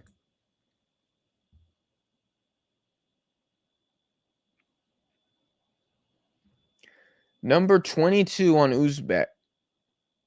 Oh my gosh. Number 22 of the Uzbeks looks like Give and Go guy on YouTube. Number 22. Odilov? Looks like the Give and Go? I don't know, man. I don't know if I see that. It's a header goes behind. They're just not getting any strength on these headers, the Uzbeks.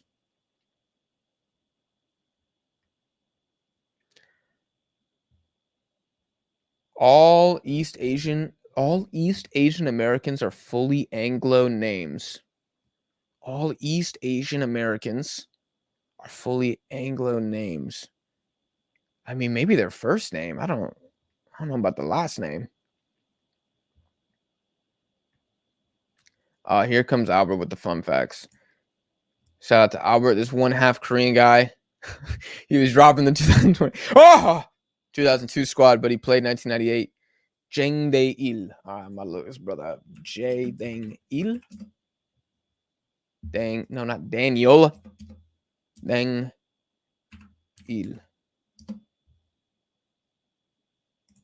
Why are you asking to use my location, bro?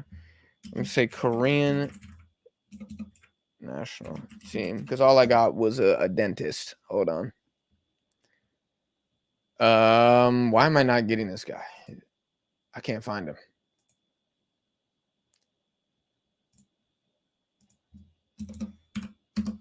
Probably because I said dang and not day. Is this man a real person? Dae Il-jang. Here we go. Wait, no, that's a different guy. He looks half. Hold on. Is this a different halfie? Japan on the break here. Oh my gosh, it's blocked by his own player. Woo! That's a great turn. It's 2-on-2 here for the Uzbeks. And it's a phenomenal recovery. Yo, I think that was Hirakawa again. Basically just saved the game for Japan. Wow, that was a 2-on-2 and then he get a shot off. Oh my god, this must be him. Hold on, this has to be him. Oh yeah. That's gotta be him. Where's my get this goddamn ad out of my face? Why can I not scroll across the bottom? What the hell is going on with Google Chrome? This guy, that has to be it. He looked like a mixture of me and Jake. God, that's insane. Well, good for him. Jack, who are you rooting for? Honestly, bro, nobody. I said it earlier, man. I'm having a great time. I'm having a great time. They're both qualified for the Olympics. Who gives a damn?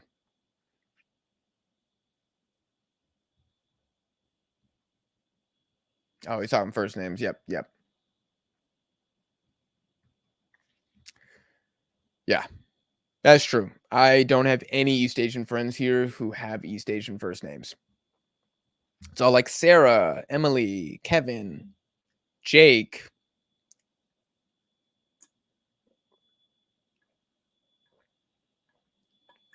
But I feel like that's pretty normal.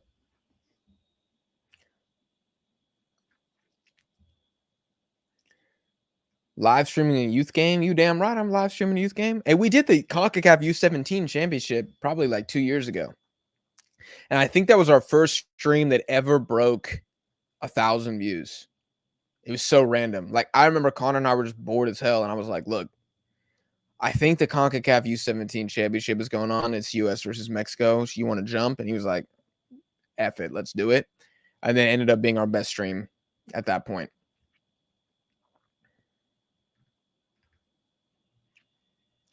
Kevin Haar, U20 goalkeepers have German. Okay, fair play. Fair play. Jack is part Hawaiian. Close. My mother is half Korean, born in Seoul, and her name is Linda. My mom's name is Linda. Me and Christian got the same mom, I think. Do you think Mehdi Taremi move to Inter Milan was a good move or permanent bench? No, he's too good to be permanent bench. He's too good to be permanent bench. I think that means that somebody might be moving on to Inter in the next year or so. Whether that's Lautaro or Marcus Thuram, I don't know. But Taremi, I feel like he wouldn't move unless he was assured like you're going to be playing. Because you're one of the best players in the Portuguese league. Why would you move to Inter just to bench ride? I don't think he would agree to that unless the money was crazy. But I don't see Mehdi Taremi as a money chaser. If he was a money chaser, he'd probably be in Saudi Arabia. Actually, I guarantee you he'd be in Saudi Arabia right now. So I think he's going to play. Do I think Marco Reus will go to another European club or directly to MLS? I think he'd be a massive pickup for MLS. Oh my gosh. Uzbekistan from a shot in their own half. Insane.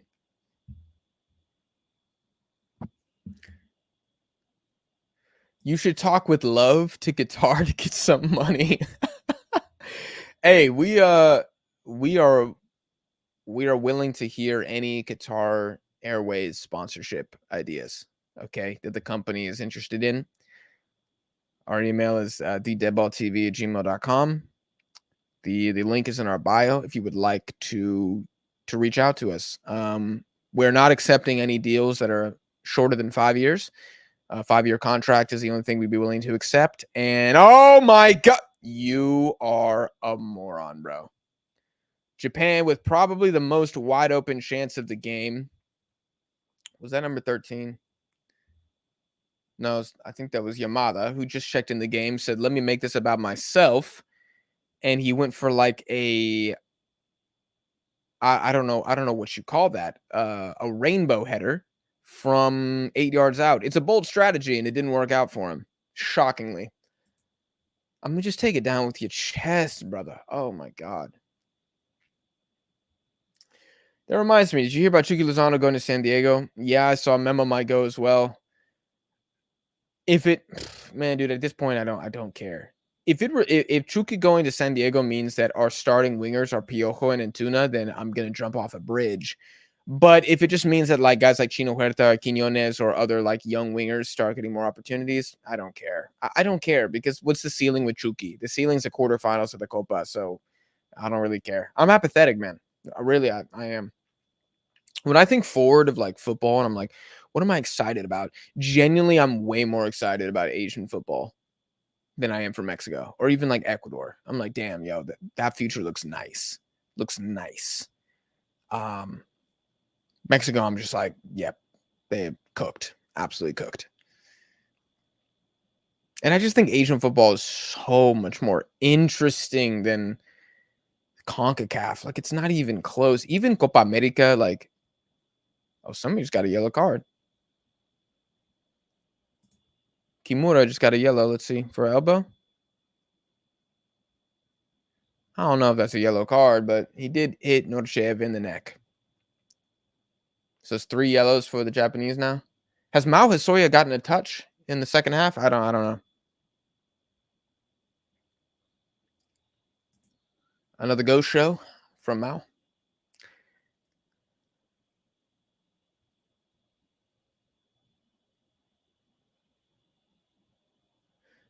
What? Wait, hold on. I want to see this set piece here from Uzbekistan too. Then I'll get to this question. Ball comes in, it's not very good, and it's cleared. He's going to get a second chance. It's going to go wide. Oh no. And it's blocked. Corner number 72 of this game. What the Asian wait, hold, what? What the Asian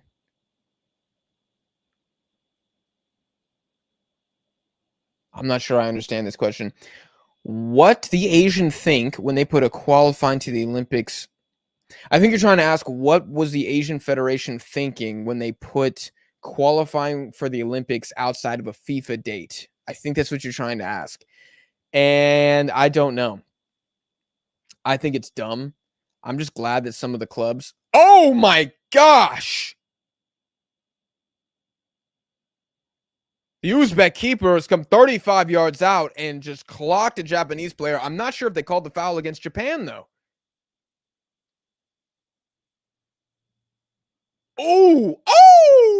Man, he took the double head hit right there. And then his face smacks on the dude. Araki just got rocked, mate. You see his head pop back up. He's like, oh shit, I can't see. Oh my gosh, yo, that looked like Creed 3. That was insane. I don't know why they put the U23 Cup here when they did. Obviously, it would have been way better for the Asian continent. Would have been a way better showcase. It would have been way better prep for the Olympics if everybody got to call up their first team guys. But it's probably because there's too many things on the calendar in football, man. There's just too many things going on. See, I don't trust. I think Iraqi's actually got Araki is probably how you say it. I trust that he got shook up here.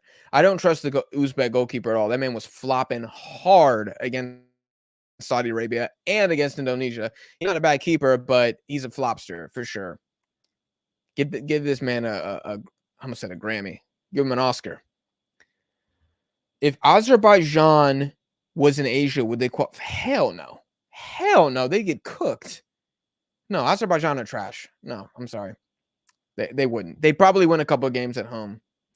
I'm sorry, that was disrespectful. I don't know where that animosity came from. They would not. They would not. I don't know if they finished last in round 3. They definitely wouldn't. Like they're better than Vietnam. They're better than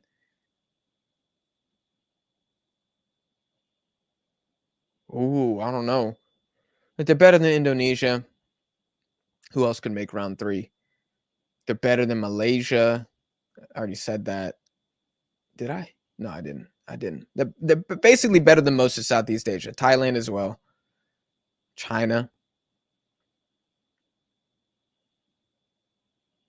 That might be it. Of like the relevant team. Of course they're better than India. Of course they're better than Kuwait. I don't know. Myanmar. I don't know if I need to say that out loud. Bhutan. But I don't think that they. No, I don't. I think Poland would struggle in Asia. I'm not sure they would qualify. Oh my God, Jack, he's a sim for Asia. Yeah, you're right. You're right. I don't know if they would qualify. Certainly wouldn't be automatic.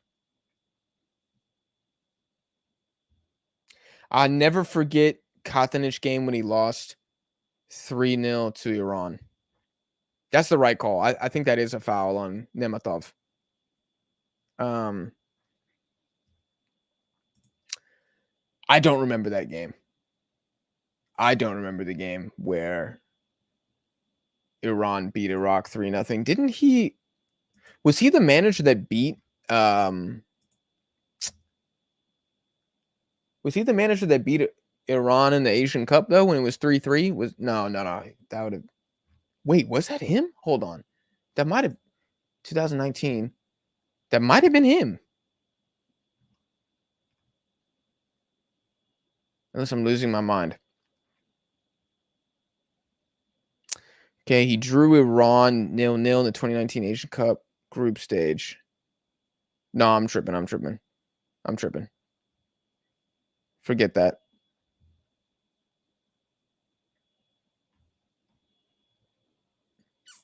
Wait, did that game not happen? Am I losing my mind? Iran 3, Iraq 3, Asian Cup.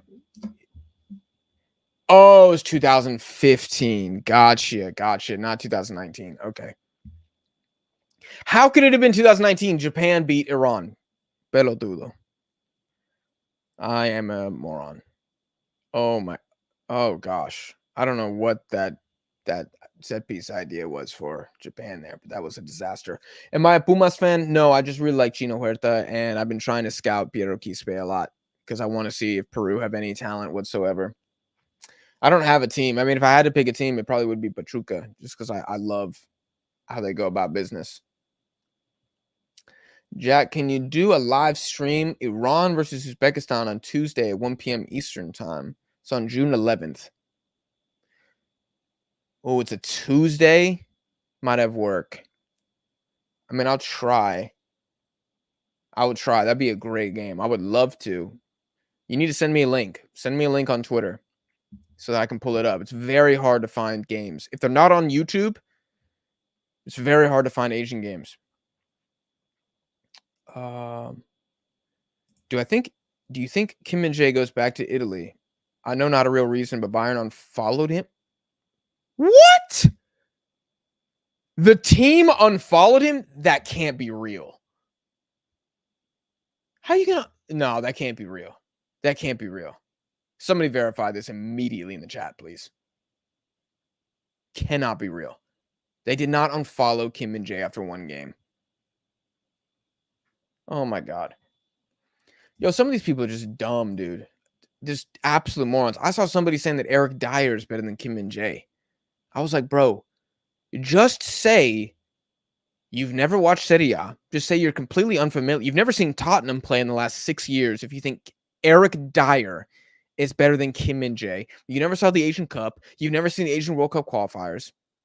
Just say you started watching football 3 weeks ago. It's fine. But don't lie. Don't say that is hate speech. To say that Eric Dyer is better than Kim Min-jae. That was a real comment. I'm not making this up. I probably can find the tweet. I couldn't even respond to him because there's no saving you, bro. You're for the streets. If you think Eric Dyer is better, we used to call him Eric Diarrhea at Tottenham, bro. You saying he is better than the Scudetto winning defender of the season in Serie A for Napoli, Kim Min-jae?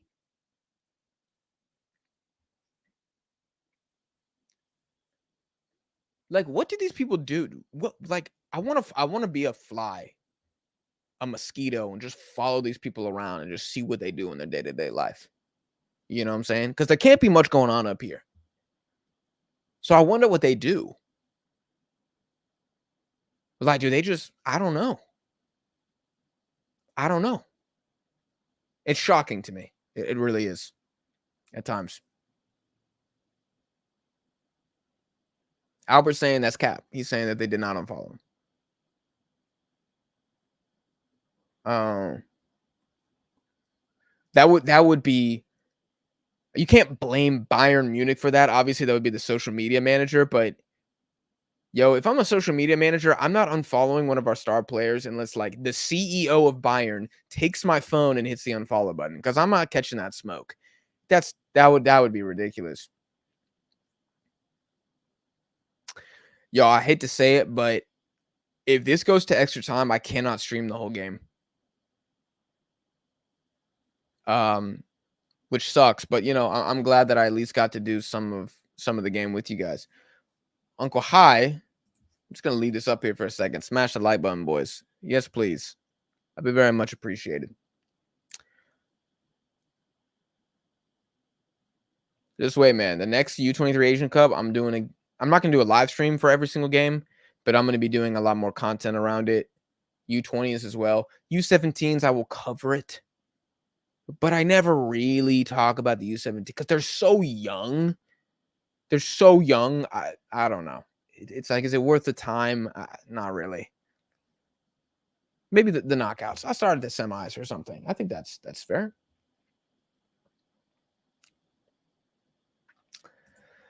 If Suzuki didn't start, Japan would have been champs. I disagree. I disagree. His best games were in the knockouts against Bahrain and Iran. Japan wins if Ko Itakura doesn't start. That man is so fraudulent. I don't really know if I've seen a good Ko Itakura game. And it's always like, oh well, Jack, he's coming off injury. Oh, Jack, he's just okay. Well, if he's always injured, then he's always going to be perpetually coming off injury, which means he's always going to be a liability. Japan lost because Moriyasu's a horrible. Oh my god! Because Moriyasu's a horrible manager. Junya Ito, their best player, didn't play. Ko Itakura and Tomiyasu were injured and out of form, and quite frankly, both of them weren't very good. Hiroki Ito was a disaster, and Sugawara got benched after one game. That's why Japan lost, and because it's on Suzuki. Also, Iran, they smelled blood. Iran were looking at Japan and were like, oh my gosh, these guys are actually bang average right now. Let's just go kill them. That's what they did. I mean, Ko Itakura, one of the worst penalties I've ever seen in my life. One of the worst penalties I've ever seen in my life.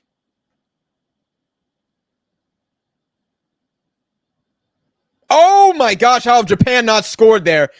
Two players whiff on the header in Uzbekistan. They got a little lucky there, I'm not going to lie. That was pretty lucky.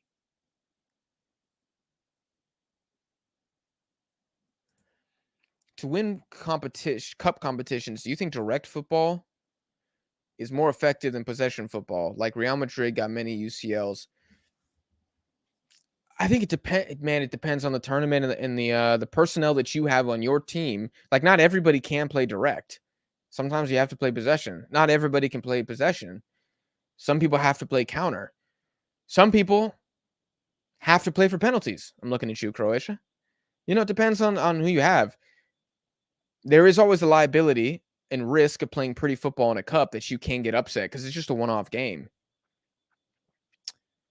But there's also cases of Qatar 2019 Asian Cup. They didn't play like bunker down counter football. They were very aggressive and blitzkrieged everybody. Germans as well. There's plenty of examples. Argentina with the last Copa America, Brazil, the 2019 Copa America. There's plenty of examples of teams being possession based and winning. The U.S. kind of flirts back and forth between very direct and possession, depending on if they're playing like Mexico or Canada. Versus Mexico, I would say it's more direct. But I mean, it depends. This is when a manager needs to earn his money and assess his opponent and be like, okay, I should play like this against this opponent. I should play like this against this one.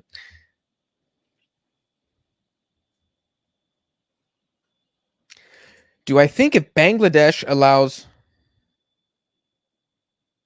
Do I think if Bangladesh allows dual citizenship and potentially getting children and other guys will mean it? No. Nope. Sorry. Not at all.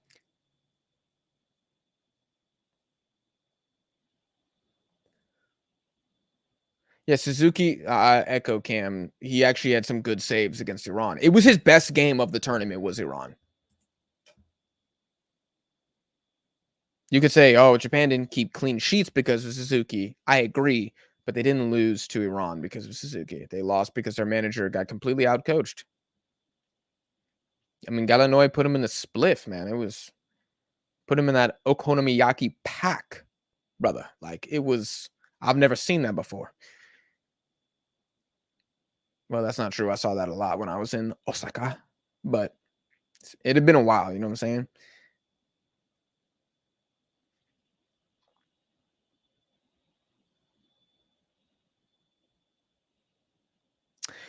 Ali Al Ahmadi will be the first Iraqi to play in the Premier League with Ipswich Town. That's funny. I actually have a couple Iraqi friends who have reached out to me separately.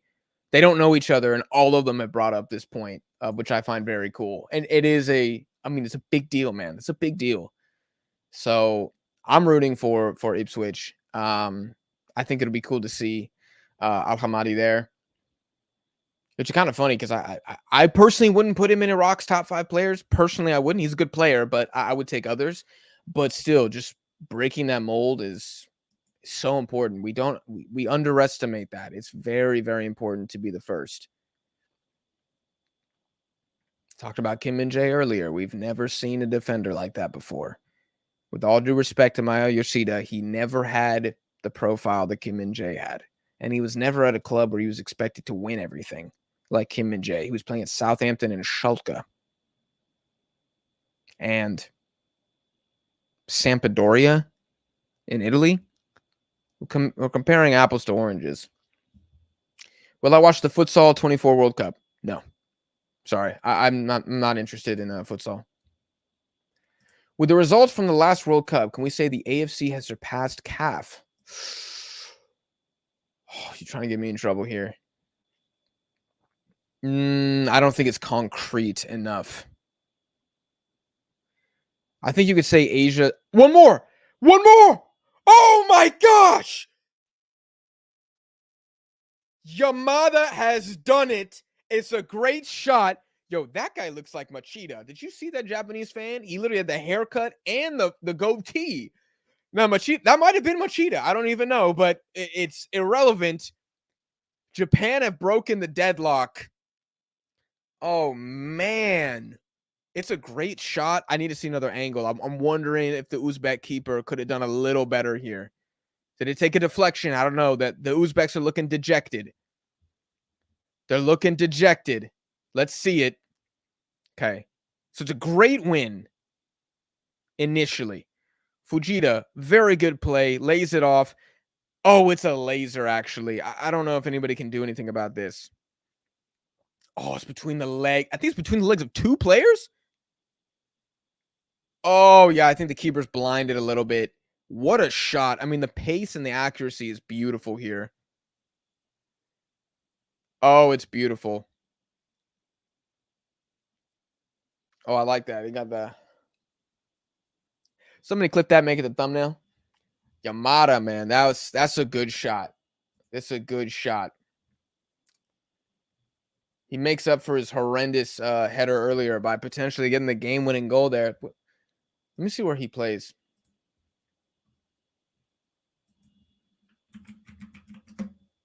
Yamada.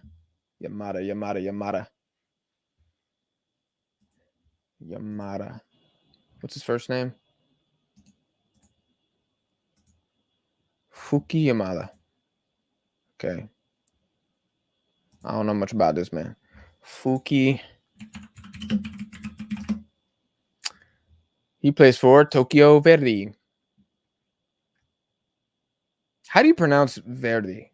Like, is it Verde like in Spanish? I never understood. Dude, he's got, oh my gosh. Are y'all seeing this?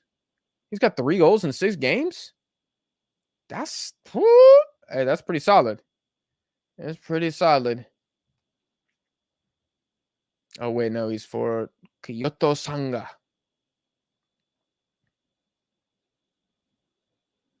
That's sick. That's sick. Okay, well, that's interesting.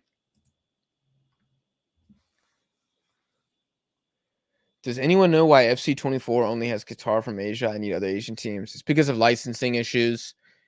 I believe the Asian federations have like closer links with Konami, who I think has Pez, and so they just have like big contracts with Konami instead of um, EA. EA's always had the most trash national team selection. It's embarrassing.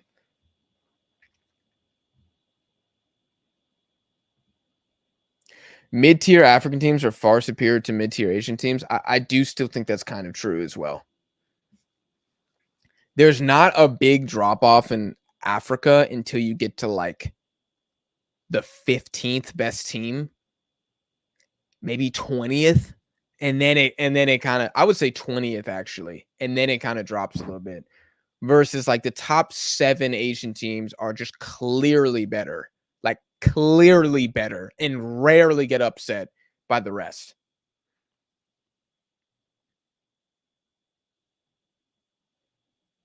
Recalling players before a final should be illegal. Yeah, Cam, I agree. I think with in the case of Husanov, the club was literally like, we need this man. Oh my gosh. Uzbekistan are calling for a handball. I don't know about that, but it's pronounced like birdie. Interesting. So Verdi. Okay. Not Verdi. Verdi.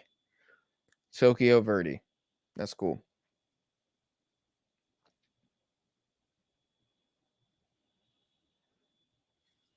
Uh-oh. Uh-oh. Sending another email. Do-do-do-do-do.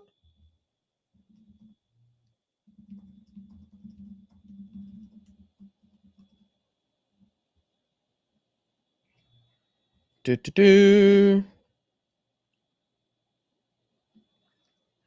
6 more minutes left for the White Wolves to pull something back. Oh my gosh. Takai said, not today. I'm not conceding anything. Has he played the full 90 of every game? Takai for Japan? He might have. Oh, Japan looking a little. Yeah, I would just boot it up if I was them. I think the Uzbeks, they definitely got one good chance in them, right? Like, I don't know when it's coming, but like it's happening.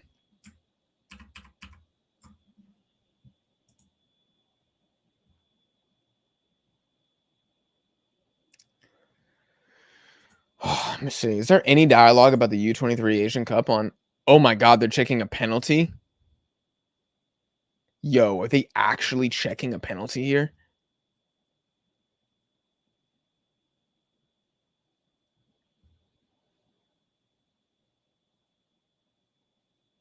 Yo, this is crazy.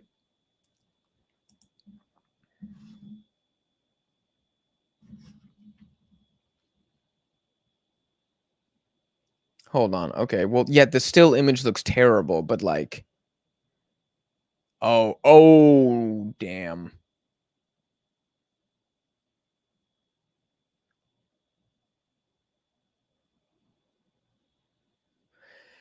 I don't know, man.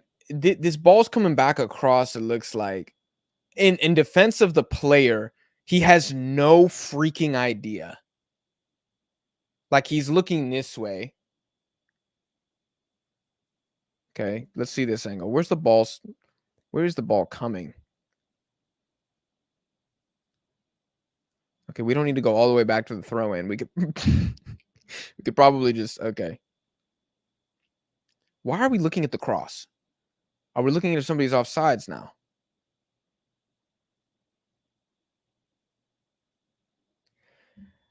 Oh man. I mean, I'm gonna be real. To not win a final because of that. Oh my gosh. And they've called it. They've called it. Mm. Damn, Hiroki's had a good game too. Oh my gosh. It's almost like because the Uzbek player mishits the header, like it's not a good header at all. It goes down. He literally hits it down that it hits his arm. If that's a better header and he connects like straight on, it would never hit his hand in that circumstance. But because it's going down, it goes off his arm. Whatever. By the letter of the law, it probably is a handball, but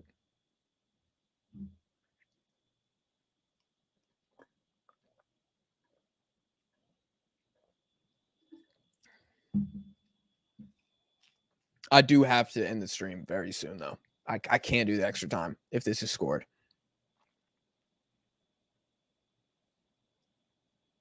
But this is chill. I had a good time. There's 107 of y'all in here. That's pretty crazy. I didn't think we were going to break like 50 viewers. And it is saved. Unbelievable.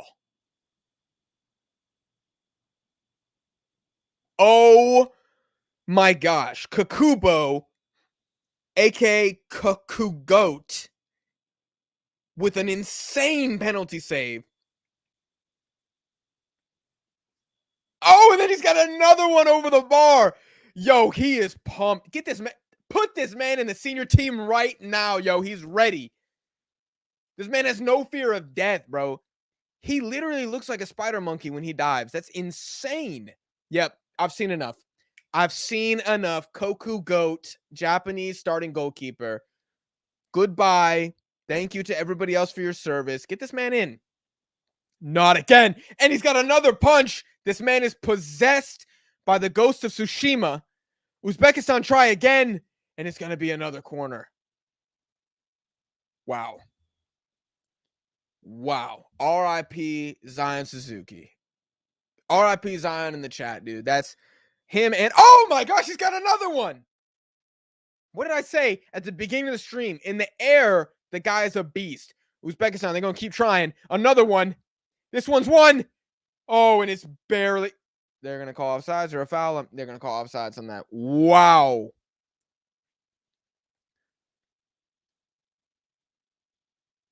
Gakubo has turned into prime Manuel Neuer in this final here. I thought he had a very good game against Iraq too, and he's followed that up. The man's got an attitude. He's got, man.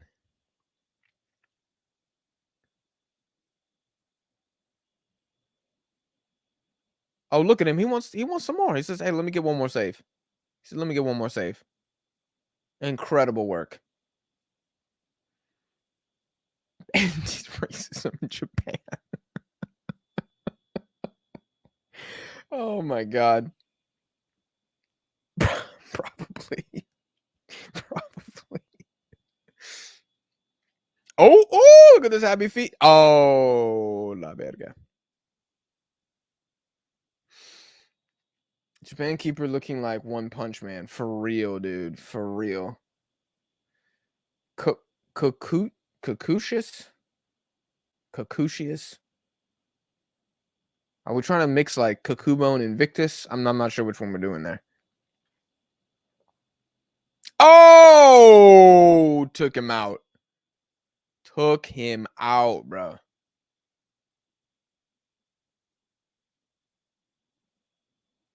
Abdirakhmatov.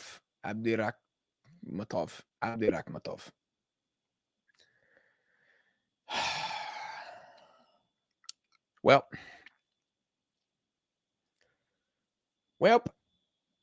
that's crazy. That's crazy.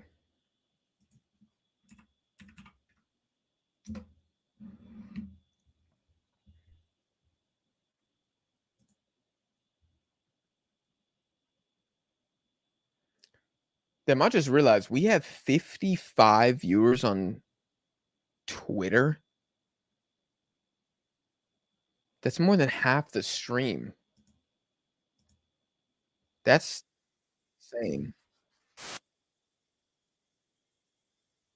I don't think we've broken 50 on Twitter since we streamed when I accidentally was streaming Vietnam, Japan only on Twitter for like 15 minutes before I realized we weren't live on YouTube. Dang, man. I mean, as y'all know, I guess there's probably gonna be like a little more time left. Kakuba looks like he's crying tears of happiness. Did anybody else see that? He might just be sweating his ass off. I like this one right here. I like this one. Hold up. Cocolicious, the goat. He is Cocolicious right now, man. Cocoa butter? Oh, we can go all day with this one. Cocoa Puffs? Come on now. Come on now. He does kind of look like a Cocoa Puff too, to be fair. And Saitama from One Punch Man blended together.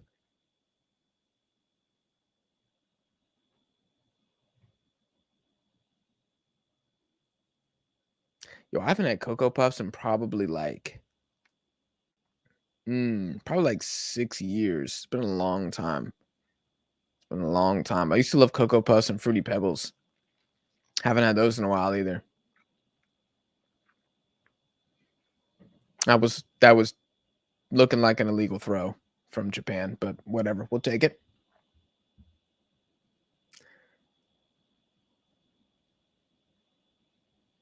Are Japan going to only allow their goalkeepers to be mixed? Nah, I mean Gonda was holding it down. They've had, I think it's just like a recent thing, and it might be a size thing. Like maybe who's the goalkeeper who started against Turkey? He's also 100% ethnic. This is a weird conversation, but he is 100% ethnically Japanese. He is not a mixed.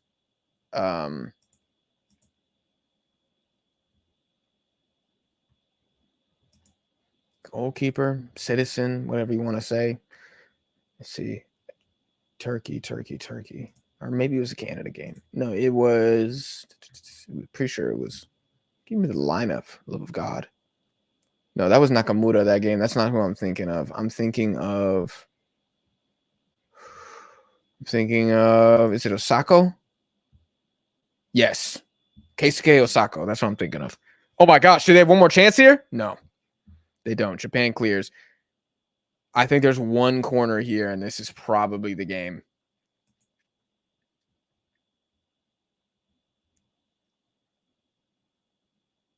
Oh my gosh.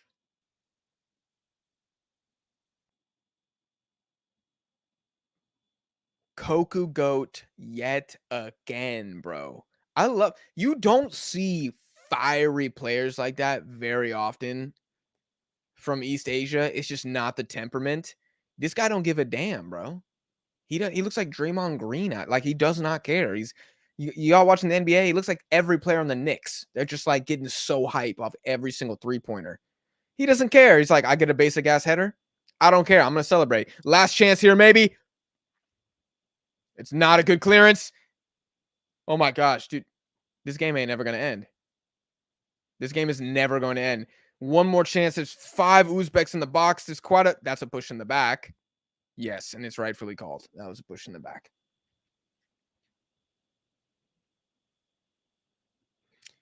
Yeah, and let's not forget Kawashima was a starter for like God knows how many years for Japan. Maybe the J League is just not phenomenal at developing goalkeepers, and that is it. Japan have won. Kakubo's being swarmed by his teammates, rightfully so. Massive penalty save. This was probably a game that warranted extra time because I do think it was super close, but just a moment of magic from Koku Goat and Yamada with the goal. I feel for the Uzbeks. They did lose a lot of their best players, but it's hard to use that as an excuse considering Japan didn't call up a lot of their better U23 players as well. So I think it goes both ways. I'm happy. You know, Japan gets the gold. First ever repeat champions in U23 Asian Cup history. Uzbeks getting second. There's nothing whatsoever embarrassing about that. Quite the road to the final as well they had. A lot of resilience from the Japanese squad, especially losing to Korea in that game in the group stage too, going to extra time against Qatar. They probably tested a little bit more mentally, I would say. Wow. Kokubo, I don't know if you can give the goalkeeper MVP. You probably can't, but I don't know. I'd still probably give it Fujita if I'm being honest, but great game. I had a great time. I had a great time. Sad that the U23 Cup is over, but oh, I feel for the Uzbeks, man. They gave it their all. And they played well too. Like probably had slightly better chances than Japan, I would even dare to say, but one moment of brilliance. One moment of brilliance was the separator here. And maybe if Faisal Aliyev is playing today for Uzbekistan, maybe, or Erkinov, maybe one of those guys can deliver that moment. Maybe Husanov blocks a shot. You never know, but we can't think that way. Pro proved that he's an anime character for real. Man. Mm-mm. Great game. Great game. I had a great stream, guys. I am gonna have to jump. Like I said, last reminder, I will be doing an Asian U23 takeaways video as soon as I can. I don't know exactly when it's gonna come out, but I will be getting that to you guys as soon as I can. So watch out for that. If you enjoyed this stream, make sure you drop it a like. That would go a long way.